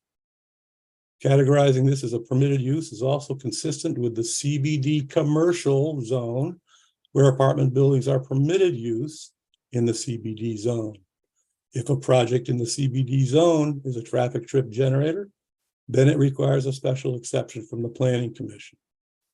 We're just proposing the very same thing. Treat this in a commercial zone the same as it's treated in other commercial zones.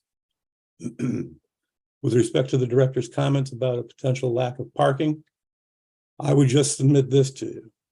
Any actual use of this property will have to comply with the parking requirements in the zoning regulations. There's no loophole here. It is what it is. It has to comply.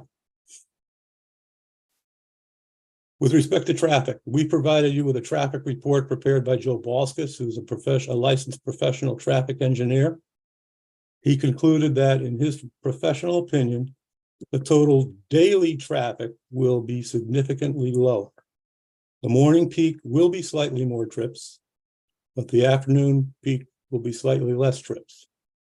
14 more in the morning, 12 less in the afternoon. So generally speaking, if you approve this regulation change and the project went forward, it will not have any significant impact on traffic, comparing what's allowed to be used as a hotel versus the proposed project. Currently, there is a sidewalk in front of this property, and there are sidewalks leading all the way down to Mill Plain Road. And once you get there, you could go to Trader Joe's, Starbucks, and other places. A crosswalk down there is needed, and as part of any special exception or site plan review, Mr. Bertram has stated that he would put in a crosswalk. The property 2 doors up from this site has a sidewalk, and there's a sidewalk leading up to the reserve entrance. Once inside the reserve, there are sidewalks in the reserve, so people can walk up there, and they could go to the Terra restaurant at the Zero Hotel if they'd like. With respect to transit, as we said last time, Hart Bus has expressed that if there's a need, the Hart Bus could make a stop at this particular site.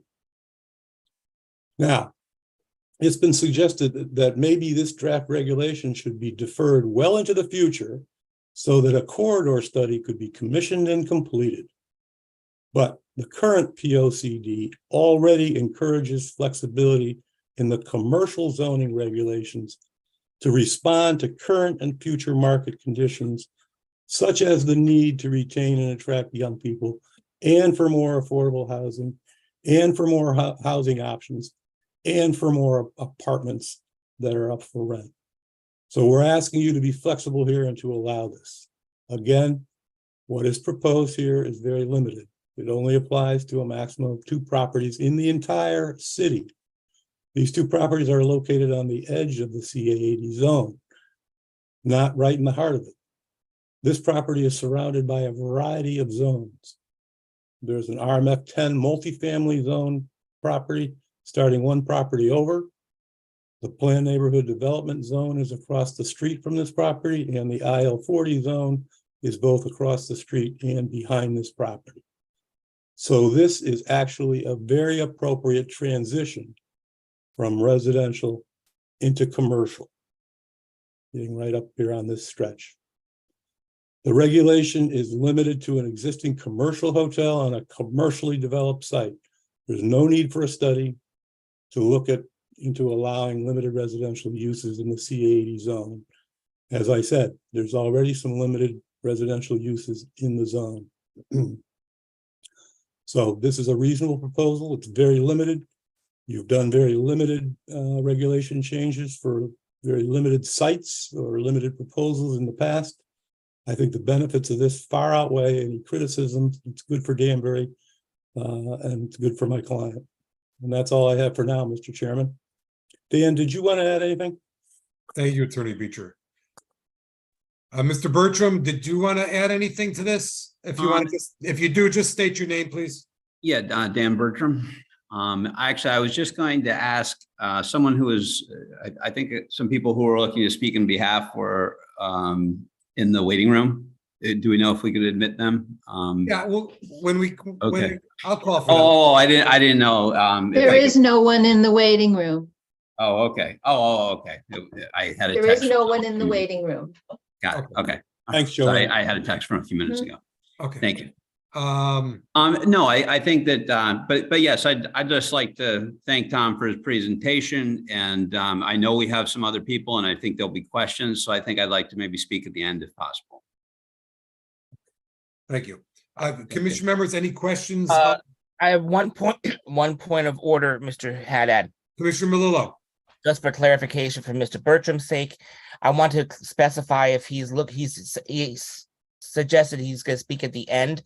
I just wanted to caution him that he might want to make sure he speaks at the end of those in favor, because once we go to those in opposition, the only rebuttal comment is really allowed is what comes up in opposition. So therefore, if he wants to wait to speak to the end, just to make sure he's waiting to the end of those in favor and Correct. not the end presentation. No, I appreciate that. And that's what I'll ask for. Thank you.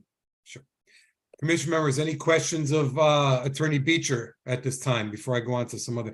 Commissioner Melillo, yes.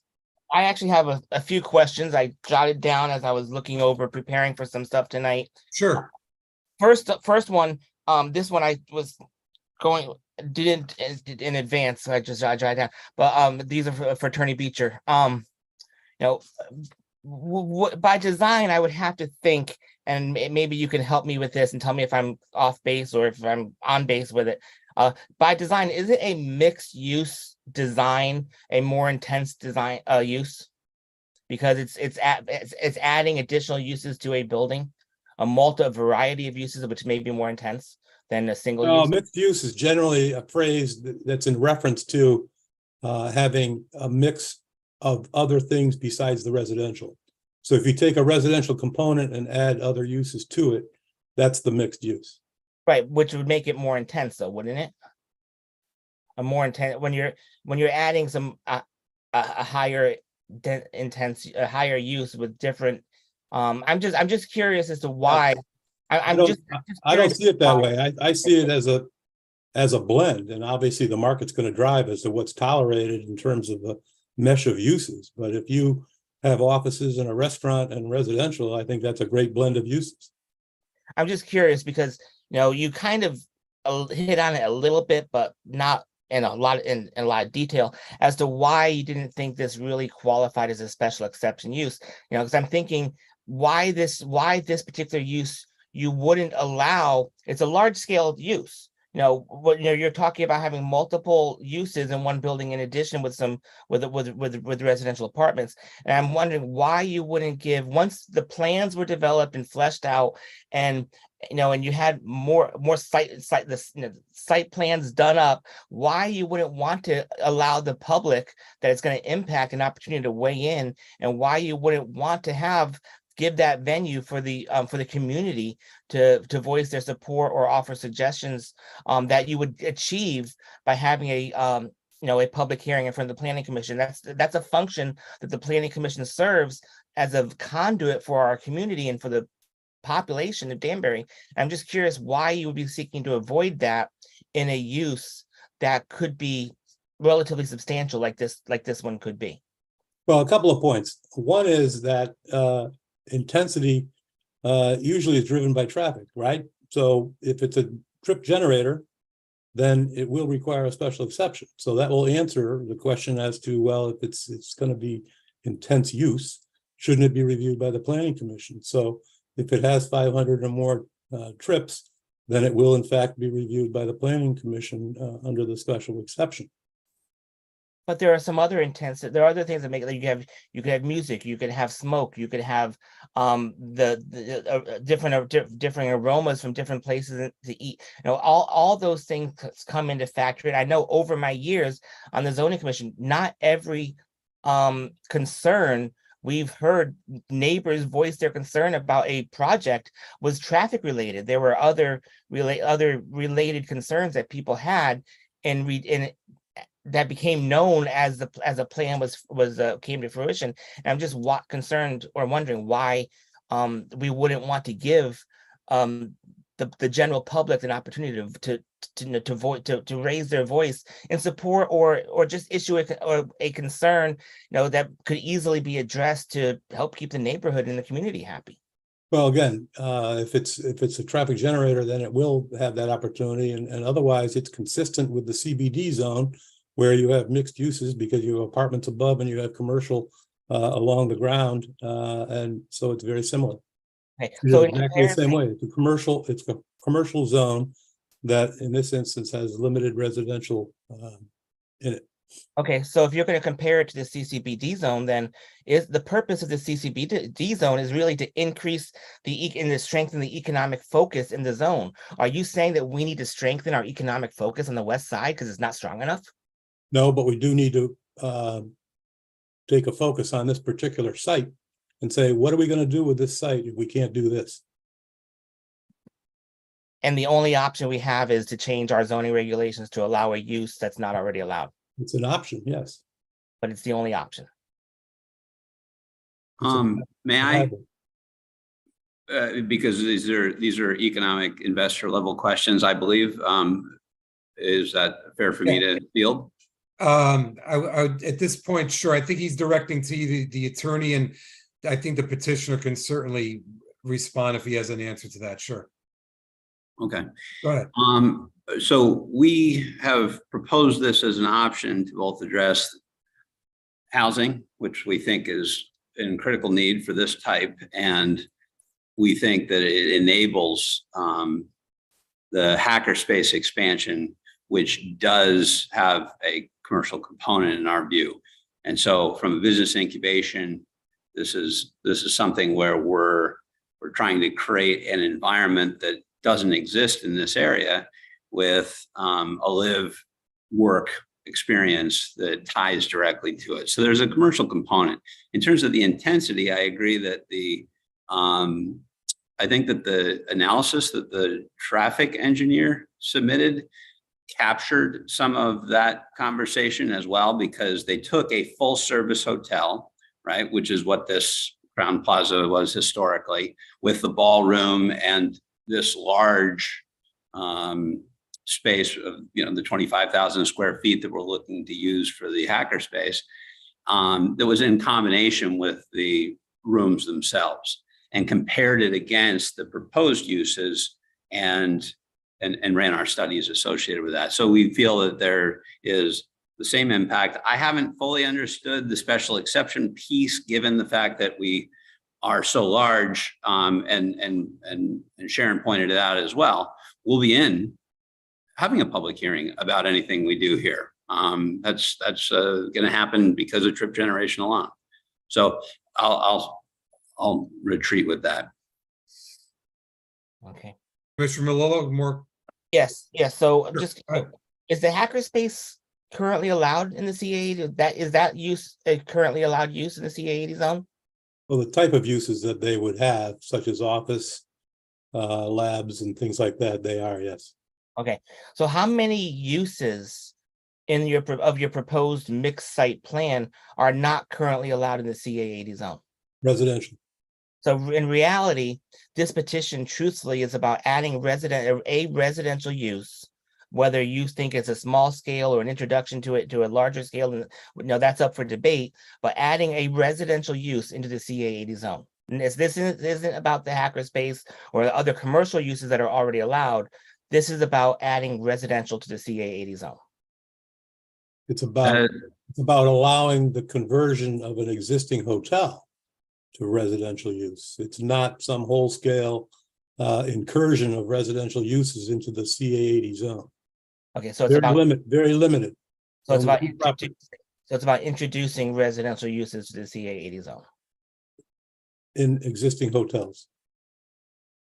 To enable the rest. Existing building. Frankly.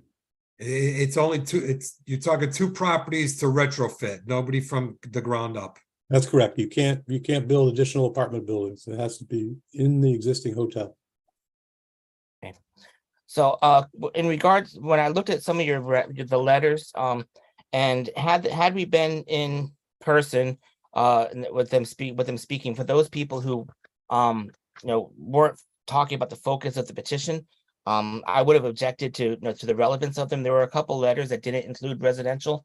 I just, for the record, it would have been a comment made to Mr. Haddad at the time. So just for the record, I just want to voice that I would have objected, called out the legitimacy of some of those concerns. There were some of those letters in there, but I wanted to specifically ask though about the letter from the 2022 state representatives, which was not a letter, and I mentioned this at the last public hearing also, was not a letter in support of the hackerspace or the Crown Plaza, about this particular proposal of the hotel renovation. It specifically was in relation about the grant application for funding for the hackerspace for the purchase of equipment that was going to be used in the hackerspace itself, and not about this particular project. So could you give some clarification? Are our state delegation speaking out in support of the hotel conversion project, or was it about the grant application project? That letter I submitted separately. I did not attach it to my letter saying that these people have reaffirmed their support of the project. That letter was submitted separately, just so that you had it in front of you in terms of the support for the hackerspace. Okay, because when it came through on our end, it was all in the same PDF file that had with your. Yeah, no, my letter specifically had the others attached to it. And that came through as one document. That same email then also had Mr. Balskis's traffic report. And the third item was the Danbury delegation letter that you're referencing. So I did not attach that Danbury delegation letter to my letter, saying that all these people in the letters attached to my letter reaffirm their support for this particular application. And if I may add one dimension to this, the hackerspace, and I am on the board of that nonprofit, was only looking for support that was possible to even ask for with this business plan, where the hackerspace would be able to use this large square footage for $1 a year. And so it's all interwoven. It's not relevant. The hackerspace doesn't have the financial wherewithal to even ask for funds to fit up a space because it doesn't have the funds to get a space. And so it's interwoven in that regard. Okay. Commissioner Malillo. I think that's all I have, Mr. Haddad. I had a couple of, I think Mr. Beecher addressed them already, so. Okay, thank you. Commissioner Botello. And while we're talking about the hackerspace, I'd like to have either Mr. Beecher or Mr. Bertram elaborate as to the hackerspace, as to how many people are in the program now, and what do you anticipate in the near future for the hackerspace? I think I would defer, if I may, to Mike Kulchny, who's the director, who is here to speak, and he could certainly address that better than anyone else. If you don't mind, if he just works that into his comments. Yeah, Bob, if you have other questions for us, you can do those now, because Mike's going to talk as part of people in favor of the application, and he can answer your question then. So. Okay, then let's go. We'll go on, and we'll talk to him when he gets on the mic. Thank you. Thank you. Thank you. Also, well, all right, let me see if there's, I think the last time we had this public hearing, I gave quite a bit of latitude to people that were speaking about hackerspace. And the petition is really not just about hackerspace, because hackerspace can do what they do right now without this petition even being submitted. So I would ask anybody that's going to speak about hackerspace to give a sentence or two about it, but let's really talk about adding a hotel to apartment house, mixed use with specific use requirements as permitted in a CA80 zone. Yeah, let's talk about this petition as it relates to adding residential units to this parcel. I must add one thing. We are only here because of Mike. I know. I took the no answer last time, and we're only back because I couldn't say no to him. So with that, I'll stop. Thank you, Mr. Haddad, because I was noticing that I wanted to make sure we maintain the scope of this petition. Yeah. Thank you. So let me just go in and see if there's anybody, Attorney Beecher, do you have anything else before I go to others in favor?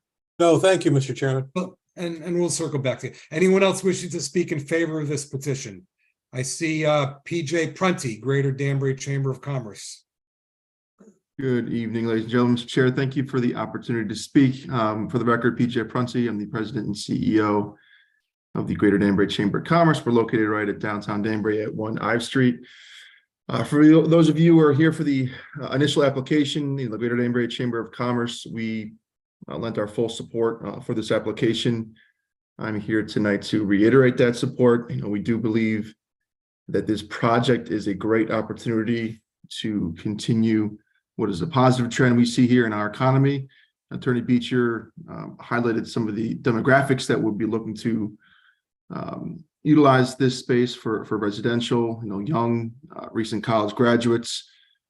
As I mentioned in my earlier comments, I'll try not to be too repetitive, but in terms of the POCD, a lot of the conversations we're talking about, how do we attract those young professionals here to our area? How do we, we have the jobs for them, but, housing is continuing to be a challenge. We see this project as a great opportunity to take a step in that direction, addressing those challenges that exist here in the Greater Danbury area as it relates to housing. When we take a look at some of the cities that we're competing with for that particular demographic, we look down the Route 7 corridor to our friends in Norwalk and Stamford. These are the type of projects that we are excited to see. We see these projects as forward thinking. Candidly, I hope this is the tip of the iceberg as it relates to this type of development. I think it's important for us to recognize the need here. And Mr. Haddad, Mr. Chair, you said 2 sentences, and I'll use those 2 sentences. The hackerspace, I think, has done a great job in our community. They were at capacity the second they cut the ribbon, over 10 plus years ago. So we do see that as a great opportunity to have that be a part of this project. Ultimately, again, understand that we're looking at this from the hotel conversion standpoint. But I'm here again tonight just to reiterate our strong support for this particular project, and I thank you for the time to speak tonight. Absolutely, thank you for speaking. Commission members, is there anything of Mr. Prunty at this time? Commission members? I don't see anyone. Thank you. Anyone else wishing to speak in favor? I see Mike Kalchny. Unmute and you have the floor. Hey, thanks, Teddy. I'll stick to the I'll talk a little bit about the hackerspace, a few sentences, but I'm going to stick to the project. Okay. The whole project is about innovation, and it's ironic that the POCD was titled Innovate. Because that's what this is all about. I mean, Dan is such a forward thinker. He's been on our board since the beginning. I forgot.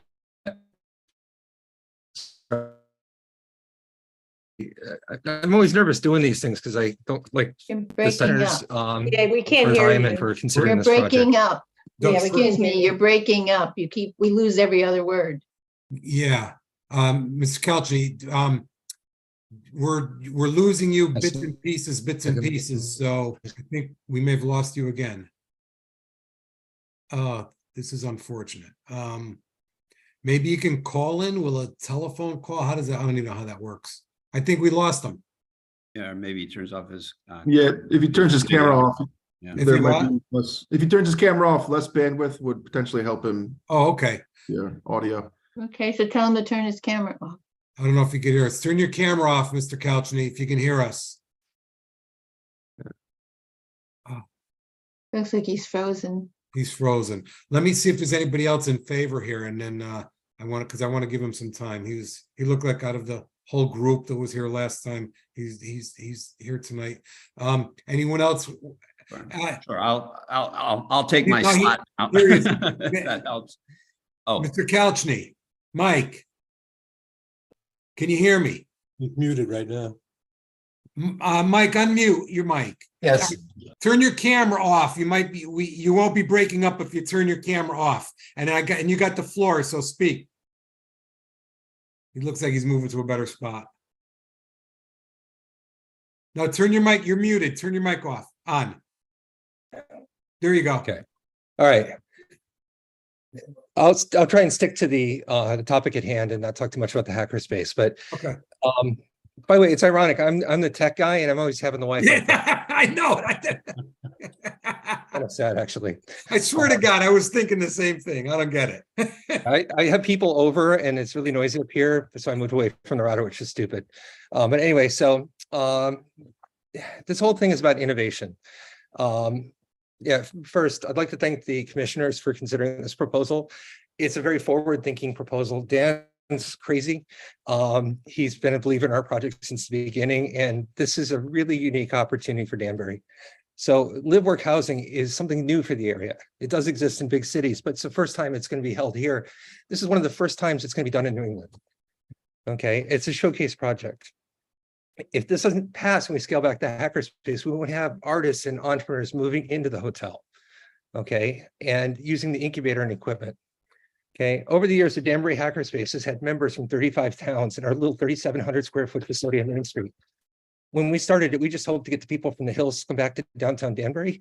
We drew people from 35 different towns. I have people driving 45 minutes to access the equipment, the CNC and the lasers and the 3D printers. Dan's giving us almost 25,000 square feet. Plus the state gave us a $500,000 grant to purchase equipment on a scale that puts us in touch with Hartford's makerspace and New Haven's makerspace. This will be one of the biggest in New England. It'll be number 2 or number 3. Okay, these are all over the world. This is a proven business model. 7 in the state of Connecticut. And to give you to answer a question about members, we opened a year ago, so we're rebuilding about 30 members. But New Haven State opened during COVID. They have 650 members of their facility. Okay, so we took a hit. Anyway, speaking to affordable rents, I have 2 daughters. They work at Mothership and Roomers in Danbury, and they're working full time, and they can't afford an apartment. Okay, this is ridiculous at this point. They're priced completely out of the market, and $1,250 and $1,750 are doable. Okay, it's over $2,000 for a 2-bedroom in Danbury at this point, and it's ridiculous. Traffic. I've been at the Crown for 2 years with Dan. Said I made this up, and honestly, the second it was voted down at the last meeting in July, Dan pulled a permit, and he's going to have to open it as an extended stay hotel, and it's not going to stay closed. So there will be a traffic impact. That hotel's been there since the 80s. So Dan submitted a study that shows there's almost no difference between a hotel and apartment traffic from a traffic engineer. Okay, this is not guessing. This is a traffic engineer that studied that. I don't understand that this is not an issue. Okay, there is a trend for young people not to drive. And we have a lot of young people at the hackerspace that don't even have a license. Okay, Uber and Lyft are there often to take people, and many people walk or bike. I have someone that bikes from Bethel. And have you seen the price of car insurance lately? My daughters have a lot of friends that don't drive. They just stop driving because they can't afford it. Okay, and I've been remote working since 2003, and people are driving less. At least 2 days a week on foot. So transit. So the planning staff report twice said the Crown was not on the transit line. This is not true. It is by request. All you do is call the number and they pick you up. Or if you're on the bus, you request be dropped at the Crown and they'll drop you there. Okay. The last hearing, we had G testify, one of our members who doesn't have a car, and he took the bus from downtown Danbury to the Crown Plaza and they dropped him right in front of the building. Right? Halfway down the driveway, there's a side entrance. That's a crazy driveway, but halfway down, there's a side entrance. So you don't have to walk fully down that crazy hill. There's a shortcut to get actually to the sidewalk, okay? And I have to tell you, we've looked at 7 buildings seriously. It's been insane. Salvation Army, they wouldn't sell. One in Bethel, we lost by weeks. One of our requirements for the hackerspace location, I have access to public transportation. This is really important to me, okay? And using HART, you can get from the Crown to exit 2 to take the shuttle to Brewster and take the train to New York. You can take the bus from the Crown to downtown Danbury to take the Danbury trains, and you can get to every single town in the region. Okay.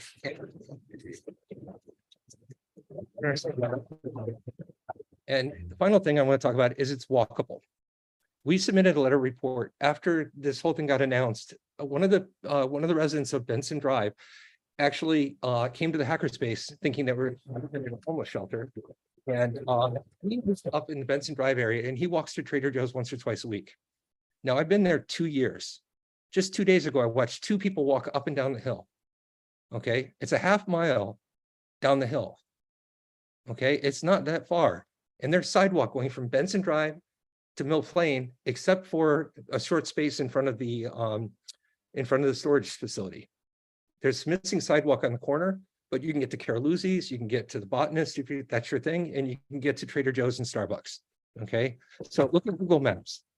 Okay, is that safe crossing? And that's why we're talking with Dan and the city about actually putting crossings.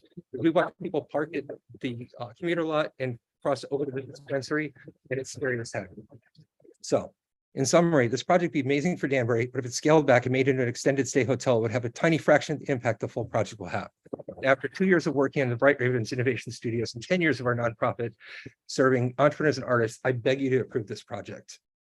So that's my say. So Thank you. Commission members, any questions of Mr. Kalchny at this time? Commission members? Thank you. Oh, Commissioner Helinski. Mike, I just wanted to see if I got this right. So there may be a chance that this might be turned into a extended stay hotel. And I have never seen the hackerspace, but in the event that that happens, is the hackerspace still going to be there? Dan, you want to address it? Yeah, I think I can address that. Ms. Burchett. We have basically, and again, I'm on the board and I have a very vested interest in the hackerspace's mission, but the economics don't work for them to have more than a fraction, probably around a third of the allocated space with that business model. And after we were turned down last time, we did submit for the building permits to make improvements to the building for an extended stay hotel. And that's the plan unless this is approved, because we're really out of time. I've used up all the goodwill of the investors that I brought into the deal, and I just can't have the place be closed any longer. So we're back because we felt that with the modifications that we presented, that it might be sufficient for the commission to approve this time. But unfortunately, the answer to your question is that we can't do the same thing. And I also don't believe that the $500,000 grant from the state would be able to remain intact this for a lesser space, because they were presented a broader program as in their application. Okay, so I hate to phrase it this way, but I could phrase it this way. But although we've spoken in the past about the hackerspace and their comments as it relates to hackerspace, because they're already allowed to do what they're going to do, and this is about a residential thing, we're now basically saying that if this petition gets denied and you shift gears and go into an extended stay or back to a hotel facility, that in effect is going to reduce the size of hackerspace and potentially reduce the size of their grant. And so even though they're allowed, a denial would affect them negatively. So I can see why they were making comments, although it wasn't really fully appropriate for the petition, but I see where they're coming from now. Was that a correct statement? Yes, I would say that's very correct. And I would say there's a dimension to on the open space argument that I made passing reference to, I think, in the first hearing, where for the members of the hackerspace and our potential younger and techie and artist residents, some of the spaces and the things that you could work to create for this are akin to the sports court and other amenities that Sharon referred to earlier as things that can be components of open space. So all I would say is that for our people that we want to put in this building, that 25,000 square feet would all be an amenity, right? Because this is the stuff that they're passionate about, be it technical or artist based. Okay. Commissioner Helinski, you got that? Okay. Anything else, Commissioner Helinski? Okay. Anything else from any other commission members at this time? Commissioner Melillo, please. Yeah, just a quick little follow-up, because I understand and I understood it the last time too, the connection between the hackerspace usage and the proposal. However, one of the things I can't get off move beyond, you know, was when at no time was residential use allowed in the CA80 zone. And so when the proposal to put the hackerspace where there was mentioned, I guess I'm curious, was it ever communicated that this is not allowed and it may not be able to see to fruition because we are rolling the dice to see what the zoning commission does? Oh, absolutely. We were very transparent with that this would have to be a change to allow apartments in order to then have an economic model that could apply to the grant of the space to the hackerspace. So absolutely, there's reference in the mayor's letter from that same period of time. It's even if you look at that that all the legislators signed, there's a reference to a conversion to apartments. It was always out there as a condition. Right, yeah, because it could be because I don't want to say that this is what you're saying, but for some people it can come across this way. And like I said, please don't. I don't want the News Times to misquote me. So reporter, listen very carefully. Do not misquote me on this. I don't want to. I don't want it to come across as though if you don't grant this petition, then this will happen. So therefore, it's almost like. I don't want to use a strong, I'm just going to not use another terminology there, but I just want to clarify that I don't get the feeling that that's what's happening, and that's really not what's happening here, because we are really looking at changing the zoning regulations for the CA80 zone separate from I think I'm a school teacher. I think the hackerspace is a great, phenomenal thing, but I think we have to look at the two separately when we look at this, and we are looking at, in my opinion, the introduction to residential in some form or fashion to the CA80 zone, and that is separate from the hackerspace. And I just wanted to get that out because I know you already said it is, but I wouldn't have bought the building, but for my association with the hackerspace, because I wasn't really looking for something to do. All right, I'm so over allocated, I can't even put it into words. So as it relates to this, I felt that the affordability piece, the micro studio piece, because we did start building smaller and smaller units over time in managed communities in our area. And I can say that I looked up this evening what a studio at Brookview West is, right, at 333 Main Street. And the rent on a new build is at $1,725 a month, right? With no furnishings. That is very, very different from what's possible in a smaller footprint area that is being partially remodeled, right? And so when we have an approval to have similar product type go up at the Summit or at the mall, I can tell you, because I'm active in different, builds, those rents won't be what we call affordable. And so it's only this opportunity, having bought this large unwanted building that has this, bellhop full service model from its original day that really didn't stay working, I guess, in this area in the last decade, as I think Tom covered well, that led to buying something in a way where it could be turned into this use. But it's been closed for 2 years. Some of the fun dollars that could have gone into more and more amenities, because I love amenities, and you can see that with what we did combining these Brookview buildings and stuff like that. We did some really cool stuff. We'll do as much as we can here, but like I said, we have to just run with the extended stay hotel if we can't get this through this time right now. And that's essentially just where we are. And I don't think, honestly, I don't think it's a bad thing to say that if we get one use, then we can combine it with other uses and create an interesting new experience for the area. I don't think that's too provocative, right? So there is room for a smaller scale version of the hackerspace in with the extended stay hotel. Yeah, I think we're just choosing to be, it's not even second best. We're choosing to be fifth best, right? Because it's within our power to do this. If we don't want to do it, we don't have to do it. And I can't force anybody. I'm just trying to describe what we could do. Would that be a step up from where they currently are right now, though? Oh, absolutely. Sure. Yeah. I mean, it's a progression.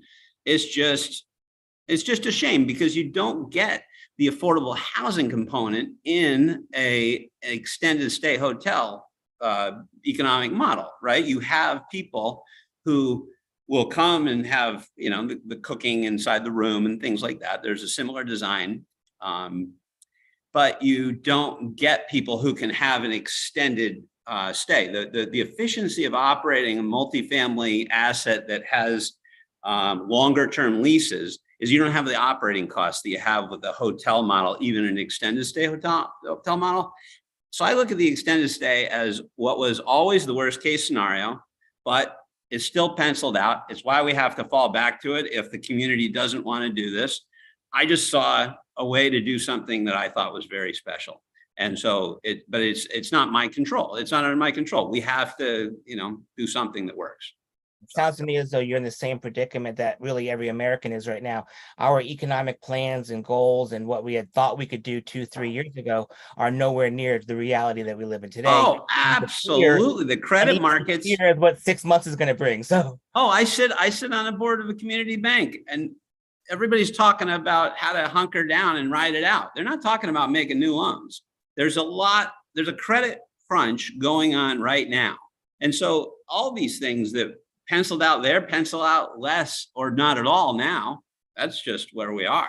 But that's an economic cycle thing. But you get these moments in time. That's why I don't think that there's not another scenario where a Danbury is going to get 154 studio apartments at $1,200 rents. It's this or it's not happening. I mean, it is that stark. Let me mention, and I see Commissioner Botello's hand is up. Commissioner Botello and I'm sorry. That's right. Commissioner Botello and I served on a housing, or we were in a couple of housing meetings, and we were talking about how this is like such the worst time to think about affordable housing, because we were talking about sheets of plywood in the last couple of years and 2x4s. If you're building from the ground up, it's impossible unless you have governmental subsidies on the financing end of it to have any type of affordable housing. The only way you're going to do it is if you're going to be retrofitting a building. So as you just spoke about, Mr. Bertram, about a certain point in time where you have these opportunities to get, whether it's the affordable component or just to get cheaper rentals, you're only going to get it in a building that's being retrofitted, like the old Carbide building, which I still call it the old Carbide building. Absolutely. Or this building, or even the other one, the garden on the New York Connecticut line, the Hilton Garden. You're not going to get it from when you built from scratch on Main Street or on a raw piece of land. It's just not going to happen no matter how hard you try. It's just not going to happen. You have to buy something at significantly less than its replacement cost. Yeah. And that is like the reset. And that's what happened at the Summit, right? For $17 million, they bought 1 million square feet. That was a crazy buy. Yep. And this has not that, this wasn't that good a buy, but it's a window, you know, we'll see. So Commissioner Botello. But Commissioner Botello, excuse me, I keep talking, I'll stop. No, that's okay. Commissioner Botello, go ahead. I would like to step back and talk about the position that you would take if it was extended stay, and obviously you did market research. What is the situation in Danbury, and is there a great need for extended stay facilities? No, but it'll kind of work. It's a fallback position. So you have right up the hill, you have the Spring Hill Suites, you have the Residence Inn. Those are extended stay hotels that are very close to this site. And so extended stay in general is okay. It's better than the full service hotels. But I mean, if you look at, I view Hotel 0 Degrees as right sizing a lot of the things that are just overserved at the Crowne Plaza, right? So the restaurant and it's blend out to the edge of nature. I mean, there's some very desirable things there, but nothing is done in too grand a scale. And so one of the issues at the Crown Plaza is it's just too damn big. And so it's gotten to be in this rut of just being the low cost provider of a lot of space. It's the largest, it was the largest hotel in Danbury. When it extends, when they open it up, I don't know what it'll be at 198 rooms, because it's the same program that we'll pursue, right? So that it's, you know, it's just a different leasing mechanism. But the extended stay model doesn't give the housing piece. It's a transient model, even though it's a longer form of transience. Thank you. Thank you. Commissioner Botello, you all set on that? Yes, thank you. Okay. Attorney Beecher, you want to comment? Yeah, I just wanted to address an item in Mr. Melillo's questioning, which is that, you know, he was saying that this proposal is introducing residential use into the CA80 zone, but I disagree because, for instance, congregate housing, which is defined as multifamily development consisting of including independent living units, is already allowed in the CA80 zone, and obviously hotels are a form of residential use, as are nursing homes. So this is not any brand new inroad into the CA80 zone. It's limited, just like the others are limited. So I just wanted to address that. Thank you. Thank you. Where are we on this? Oh, anyone else wishing to speak in favor of this petition?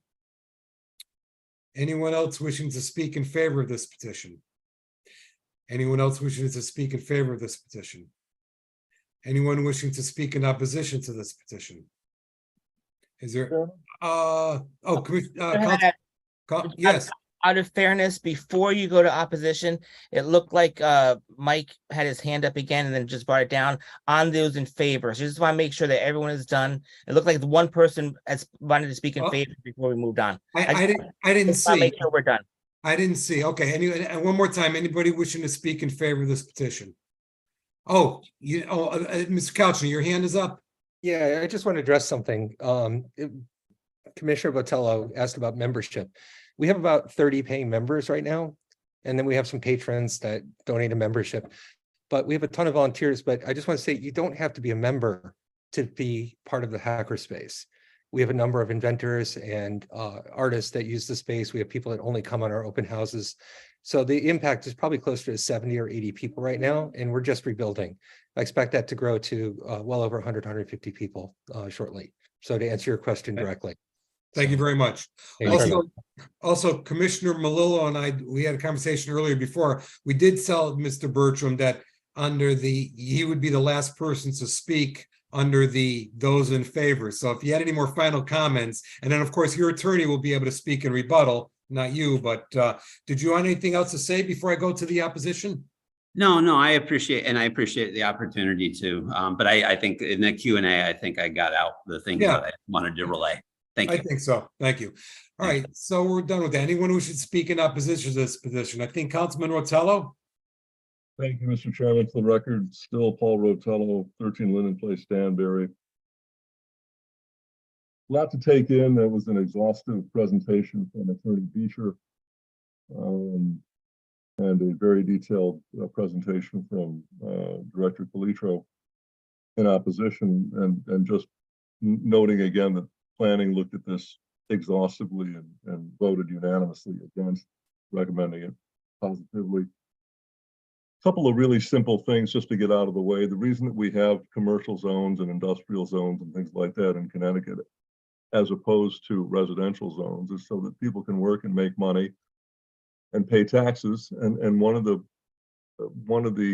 benefits of paying taxes via commercial zones is that the services and products that you require in running a city can be offloaded to a small extent, up to a large extent, from residential homeowners onto people who can offload some of those costs to their customers, which you cannot do when you own a house. If you're trying to figure out how you're going to pay your tax increase, you can't say, I know what I'll do. I'll make my lawn guy pay the tax increase. You can't do that. So in a healthy community like Danbury, we aim for maybe a 50-50 balance between residential homeowners paying for the goods and services that a city requires, and the other half paid for by commercial, industrial, and retail.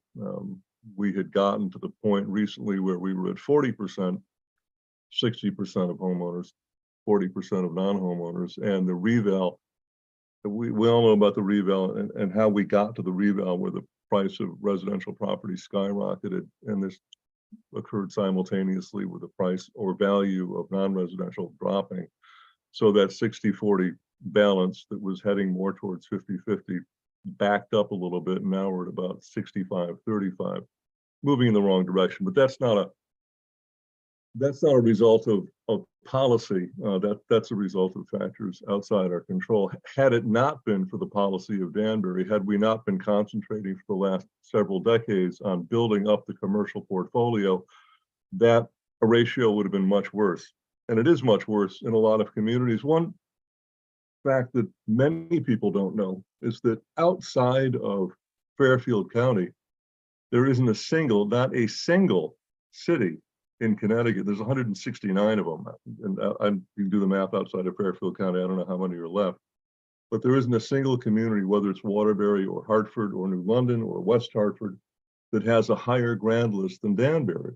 I mean, you think about Hartford in the captive industrial base, and you think about New Haven, and you think about all these other old line factory communities in Connecticut, and their grand lists are smaller than Danbury. And this can happen to Danbury. It's not an act of God that we got to the position that we're in today, that we enjoy. We work at this every single minute of every day. It's all we think about. It's all I think about. How can I bring in responsibly non-residential programs to the city that can offload some of these costs from homeowners like you and me? It's a difficult task. It is an uphill battle all the way, and it is not helped when we dilute some of these non-residential areas to allow residences. There's a band from west to east where most of this non-residential activity takes place, and to the north and south we have vast areas of Danbury that are ripe for residential building. If we need more residential structures, we can build them. We don't have to dilute, change, amend, or otherwise alter our captive and dwindling commercial, retail, and industrial space. The mall is doing it. Mr. Bertram wants to do it. And in many cases, with the exception of the mall, but when it comes to the Summit and when it comes to the Crown Plaza, these properties were purchased knowing full well what the zone was. And after the purchase, they came in to ask for a change. I'm not making a judgment here. I mean, that's just a business decision, but this is not a hardship. As far as the makerspace, which we really shouldn't even be talking about, they would still, even under the Plan B, be getting thousands of square feet. It may not be 25,000 feet, but a third of 25,000 is moving in the direction of 10,000 square feet. And that would be one of the biggest hackerspaces in Connecticut. It may not be just behind New Haven and Hartford, but it's still going to be really big and a lot bigger than the one that exists now. So it's not as if they'd be orphaned and out on the street. But we shouldn't be talking about the hackerspace. And frankly, we shouldn't even be talking about residences. What we should concern ourselves with is the question of what do we do with our remaining and never to be expanded commercial, industrial, and retail space. What do we want to do with it? What's it for? Is it to provide jobs? Is it to offload taxes from hardworking homeowners onto businesses that can, in Danbury's case, because so many of our customers come from outside of town and even outside of state, can be offloaded onto people who in some cases, or even in many cases, aren't even from Connecticut. To me, that's what those spaces are for. If we need to build residential properties, there's plenty of space to do that in areas that are already zoned for residential parcels. Another issue that comes up is that if you have anything really below, say, $1,700 or $1,800 a month for a 1-bedroom or a studio, you have now dropped into that zone that is covered by Section 8 vouchers. There are so many Section 8 vouchers that other people might be able to speak on this, and perhaps if you're continuing this meeting, you might want to bring some of those people in, like from the Danbury Housing Authority, and because not only do they have vouchers, but they also handle the federal program. You could wind up filling this building up with Section 8 people, and you know, you can't keep them out. I mean, and you wouldn't want to keep them out, but the idea that you can have prices that low and not immediately fill the place up entirely with Section 8 vouchers is I think, somewhat magical thinking. There's tremendous fines from HUD from steering them away. I don't know how this is going to fit in with a program of housing young people when there's going to be a line of Section 8 people who are already existing, waiting for housing. I don't know what's going to happen with that. I mean, you can't accommodate both. You can't accommodate, if you've done your market research and you say we could fill 200 studios in 1 bedroom with God knows who, people from Stamford that are now commuting to New York, but they'd come to Danbury because it's cheaper, and we'll get those guys, and maybe you will.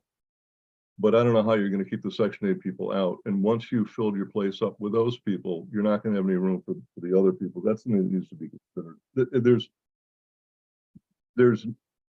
It's not hard to understand why there is particularly in the 6th Ward, why there is a concerted effort right now to test the ceiling on all these rents. I'm not going to mention any landlords, I'm not going to mention any projects, but we are hearing in the 6th Ward, Councilman Shinese and I are hearing on a regular basis that people in the 6th in particular, that's why we hear them, I'm sure this is going on all over Danbury, that tenants are facing rent increases of $200, $300, $400 a month and even more, plus added on fees.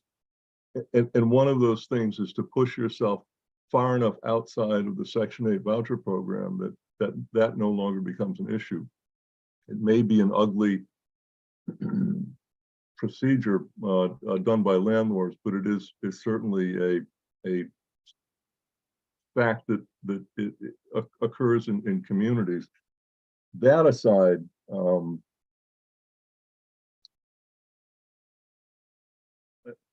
access, I don't like, and you know me well enough to recall how many times I've chided people from talking about site-specific issues as opposed to legislation. But this is next to the Super 8 hotel. This is the second most site-specific issue that's been in front of the Zoning Commission in memory.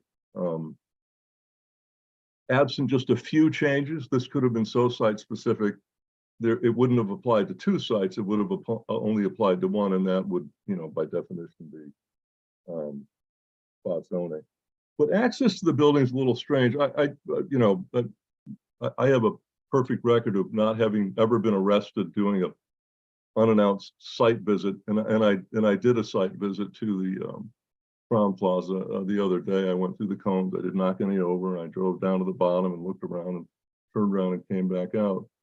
I did not see this sidewalk that would allow people to come in and out without using that driveway, but unless, and I would like to see that, because the way that it looked to me is that building was specifically designed for car access and egress.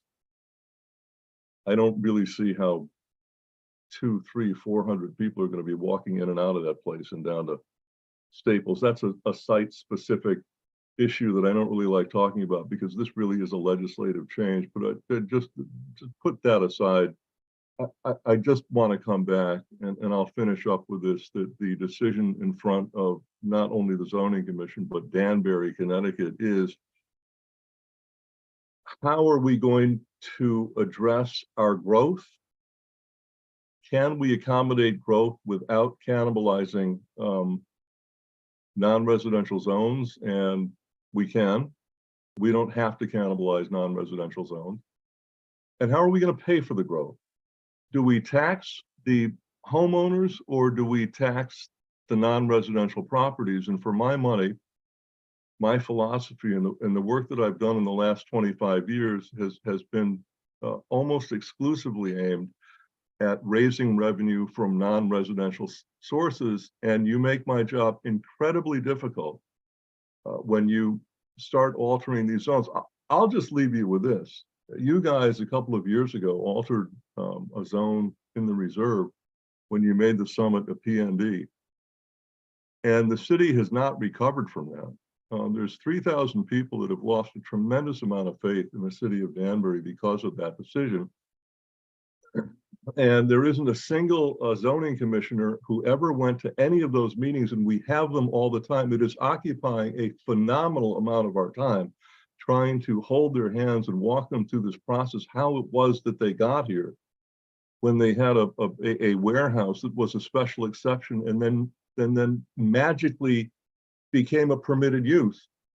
And they can't understand how this happened. And frankly, for a land use experts to imply that the only reason you would need a public hearing with a special exception is because you're hitting a trip multiplier of 500 vehicles. I invite you, we're going to be there tomorrow night. We are meeting with them almost weekly to try to put this fire out, which may happen or it may not happen, and we may not be able to do it, and it may alter the course of politics in Danbury for a generation because of that one decision. We're meeting with them tomorrow night, but the idea that the only concern of people, whether it's in the reserve or any place else, is because you're hitting 500 car trips a day. I will let you in on a little secret. There's going to be, if this warehouse is built in the reserve, just maybe 100 trips a day. And they are frantic about those trips. It's not 500. And if you were depending on having 500 trips or more to trigger a public hearing, you're not reading the room. And you're not really doing the job that public servants need to do as far as the constituents are concerned. They're very angry.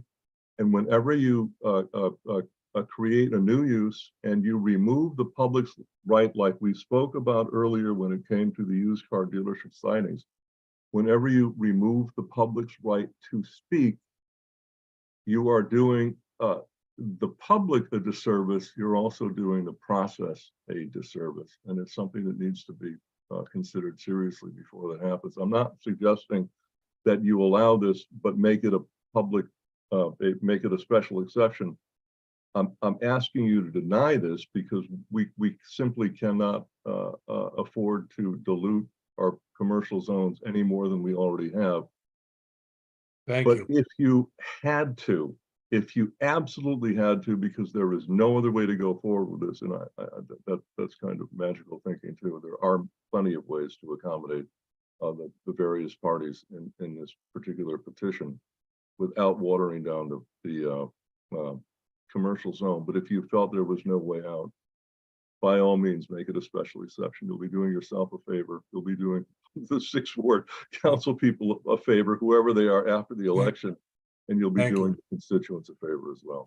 Thank you. Mr. Thank you. Let me just comment. I don't see when it's a hotel room, there's a pillow and there's a bed, and when there's an apartment, there's a pillow and there's a bed. This building, I don't see the assessment changing or the amount of property tax being paid on this, whether this gets approved or it gets denied. So it's not like we're taking any commercial space off of the books in Danbury. And so much that you said, and I'm not looking to rebut you on this. These are my comments, and I think you're done unless anybody else has any questions. But you can't have it both ways. You can't sit here and say there's unused Section 8 vouchers, and then when you have an opportunity for Section 8 people to use those vouchers, to not allow it. And you can't say that you're taking a hotel room and converting it into an apartment, that you're removing commercial space into residential. That building is the assessment, I believe, will remain the same, and the taxes will remain the same, whether it's a hotel of individual units, 248, whether it's extended stay, or whether they put in apartments there. And the other thing is, we talked about it before, it's a plain simple fact. You can't deliver affordable units to any city in America unless you're retrofitting a building because of the cost of materials and the cost of financing. So, and in one hand, we're looking for affordable units, and on the other hand, we're saying we don't want to get creative to come up with affordable units. It's, I don't even know. It's a very confusing world. Anyway. You know, I understand we're not really having a debate here, but if you're interpreting my comments that way, it's because I've been inartful in how I presented them. Let's start with the tax assessment. I'm not suggesting that the assessment on the building is going to change. What I'm telling you, and by the story that I told you about the reserve, is that once you allow residences inside commercial zones, you can no longer add commercial activities in the area because the residents come out and deny them. They speak against them.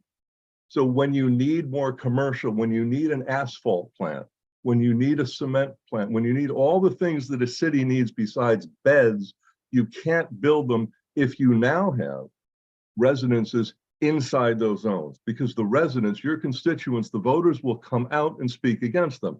And you have to honor, because you're their representative, you have to honor their wishes. So it's not that it changes the balance of the taxes. Mr. Bertram may wind up paying more in direct taxes in that building than he might have if it was a sleepy hotel. I don't know, you know, the taxes on commercial buildings are not done the same way they're done on residences. They're basically based on income. But the people in that building will come out and protest because now they live there, and come out and protest against another MCCA coming out, if you remember what happened when MCCA. I understand.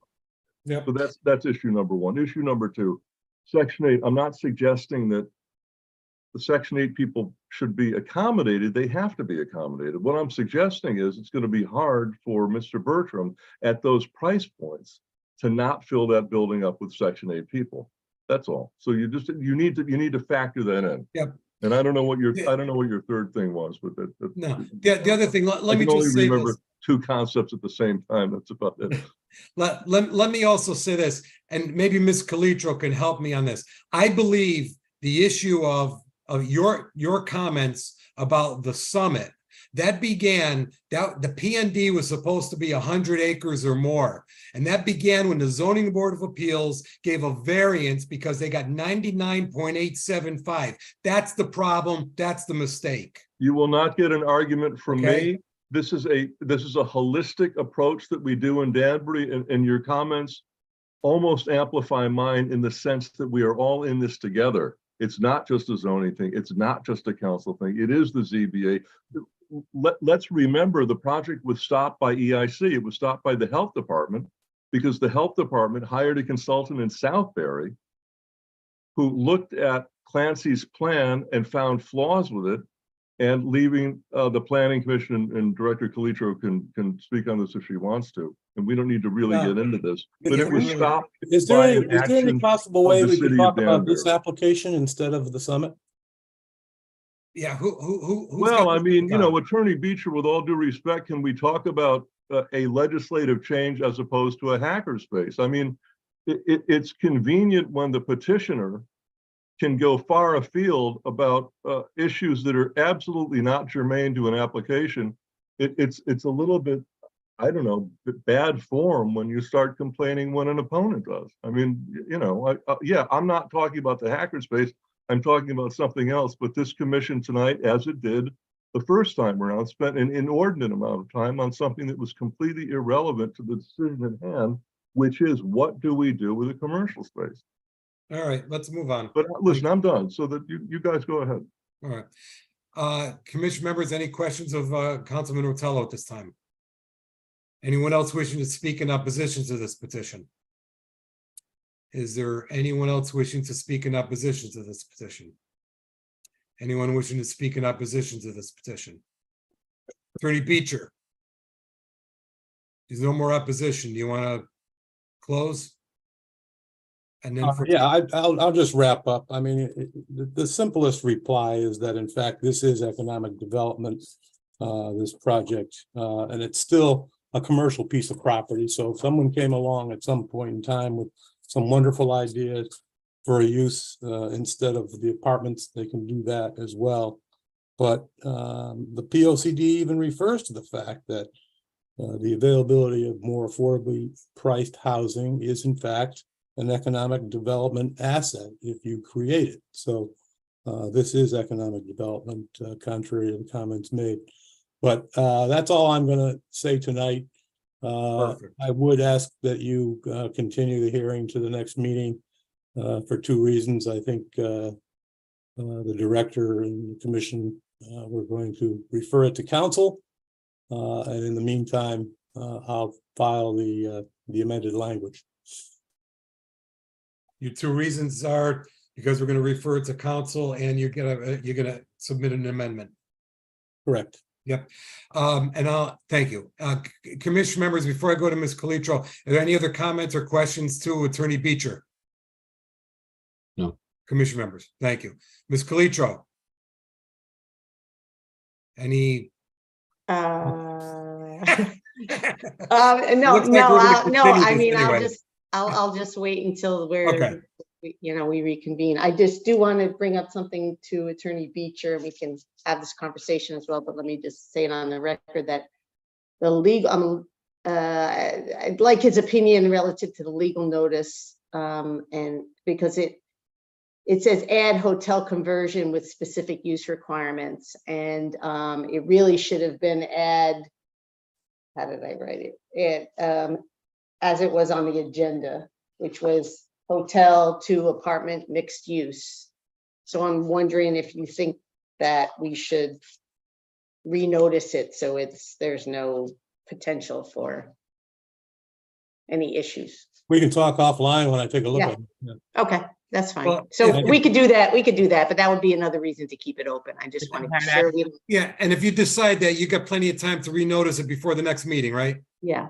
Commissioner Malillo, thank you. So Commissioner Malillo. question then along those lines, Ms. Calitro, because I was thinking about making a motion to continue the public hearing for the purpose of receiving new information from Corporation Counsel and therefore limiting our discussion to the new information from Corporation Counsel and not a whole full-fledged public hearing.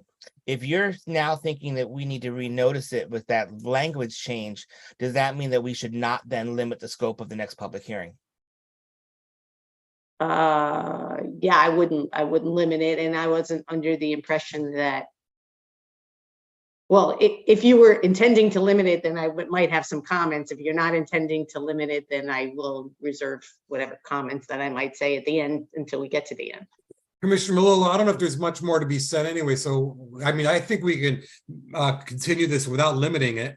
I don't see how we'll go too far astray at the next meeting anyway. What do you think?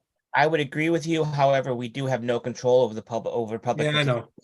Just because it is public participation. That's the only reason why that's why I normally favor limiting things anyway. Because we do have a narrow scope that we're focusing in on. Do you want to just say continue it based subject to getting referring it to council comments, receiving an amendment from the petitioner and the possibility of renoticing it, limited to those three? Yeah, that's fine. We can do that. How does that sound with everybody? Ms. Calitro? So I could still wrap up final comments. Yeah. Later.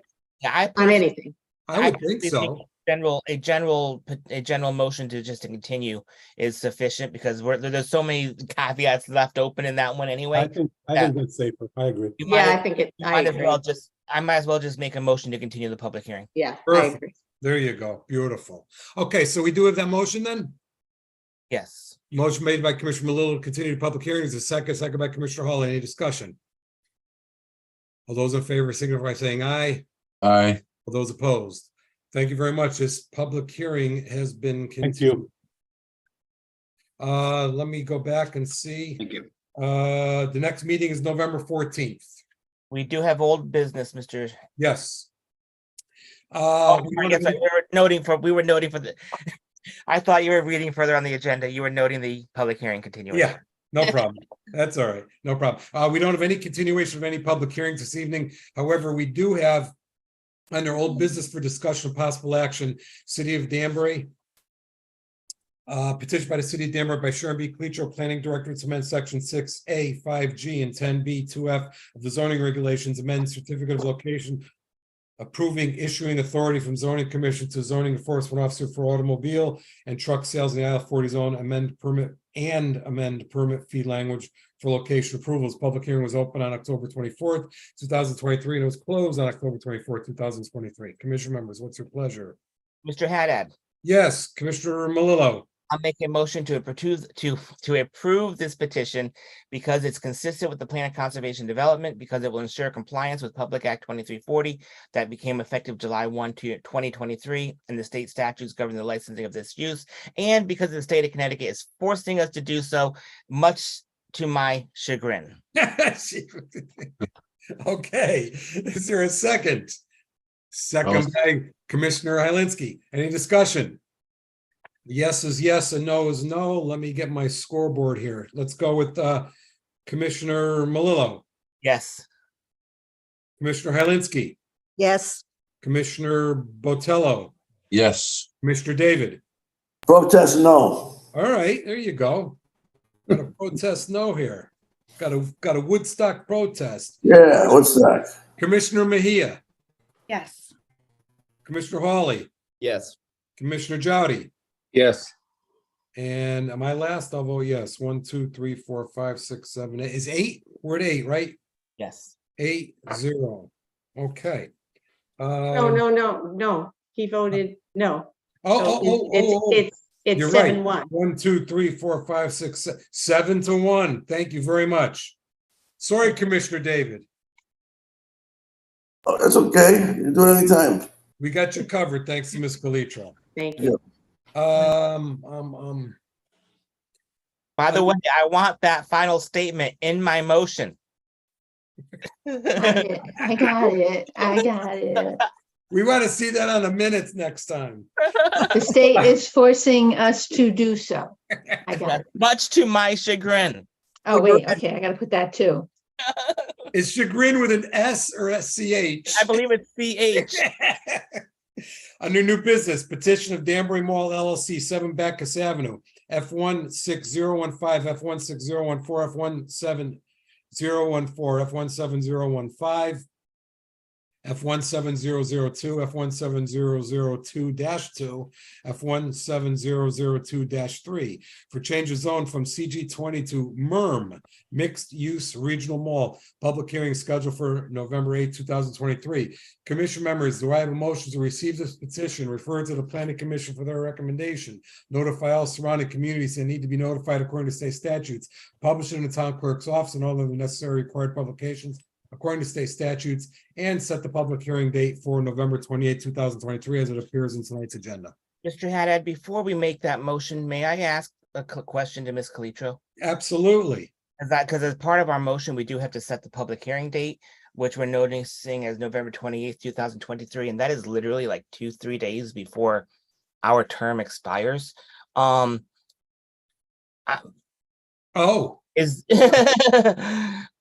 That's my concern. Are we actually going to be opening a public hearing, having to take action at the end of that public hearing because we have commission members who may not be serving 3 days after? Well, the month of November, after November 7th or whenever it is, everybody, the majority of the lame duck anyway, right? Well, but the public hearing is scheduled for November 28th, 2023. Newly elected officials take office on December 1st. December 1st. And they have a special meeting on the 29th or the 30th makes no sense because whatever we would do on the 29th or the 30th, we could do on the 28th. Right. But it might get carried over into a new membership, so. Well, that's the risk. The petitioners would like it to be heard on the 28th in front of this commission. If their risk is that it gets continued and then we have to get new members, qualified and proceed. Or even if it's such a long meeting that we're presented with a lot of information, you're putting people on the spot to take action literally the night of the public hearing. Well, correct, but you understand what the zone is. You just created the zone. These are the lots for which in effect, the zone was created, so it's not, I understand that. It's just one of those little concerns I have in the. yeah, I mean, yeah, there's the potential if you want to choose to just move it, you can surely do that. But we said we could be ready for the, between my staff report and getting to the planning commission before the 28th. It's your, And the petitioner knows about it. oh yeah. Petitioner's good with it. Yeah, Attorney Beecher represents them, so he's nodding. So All He right, was- so we could play daredevil on I this. think he would respectfully request it to be heard before you all who heard them about the zoning district. I say we set the date for November 28, 2023. I'm fine with that, Mr. I could, in good conscience, I had to. Yeah, I speak know. about it Oh, yeah, they recognized. Absolutely. because- I wonder if Las Vegas is gonna have a line on this. Okay, oh wait, did we have a motion on that? I Who's think making the Mr. Patello had his hand up. Yes. Yes. Mr. Botello makes a motion. Is there a second? Second by Ms. Hylinski, Commissioner Hylinski. Any discussion? All those in favor signify by saying aye. Aye. All those opposed? Okay. Under correspondence, none. Under for reference only, none. Are there any other matters? Any other matters? Any other matters? The only other matter I would say is this is the last meeting before election, so good luck to those here that are running. And I don't have to say thank you or we're going to miss you to those that are not, because we'll have 2 more meetings for that. Okay. Thank you. Any- Good luck. All right, Any thank other you. matters? Any other matters? Any other Wait, when's our matters? next meeting? It's not on election day, right?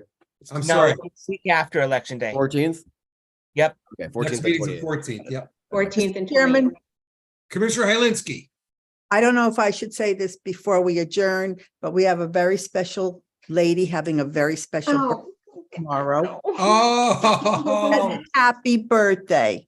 I Happy almost birthday. forgot. I had it on my calendar. Oh. Joe- Thank you. Ms. Reed, happy birthday tomorrow. Many, many more. Good health. Mhm, mhm. Thanks, everybody. Anything else, anybody? Anything Yes. else? Motion to adjourn, anybody? I'll make the motion. Commissioner Botello makes a motion to adjourn, second by Commissioner Hylinski. Any discussion? All those in favor signify by saying aye. Aye. Those Aye. opposed? We are adjourned at 10:30. Thank you, everyone. Joanne, are you having cake tomorrow? Why, are you gonna come if we are? We're all coming if you are. Yeah, I will. Okay, I'll I'll start send my out an diet email. next I'll let you Monday. know. All right. I wasn't gonna celebrate at all, Okay, You know what? thanks, everybody. Old friend of mine said you should never say that because it's a privilege to have another year in your life. And I That's said, true. because I'm getting Yeah. older, that doesn't mean that much to me. And she said, don't ever say that again. Well, Thank seeing you. as you and I are the same age, it's okay. That's good. All right. Thanks. Take Thank care, you. everyone. Thanks, Mhm. everyone. Thank you. Bye.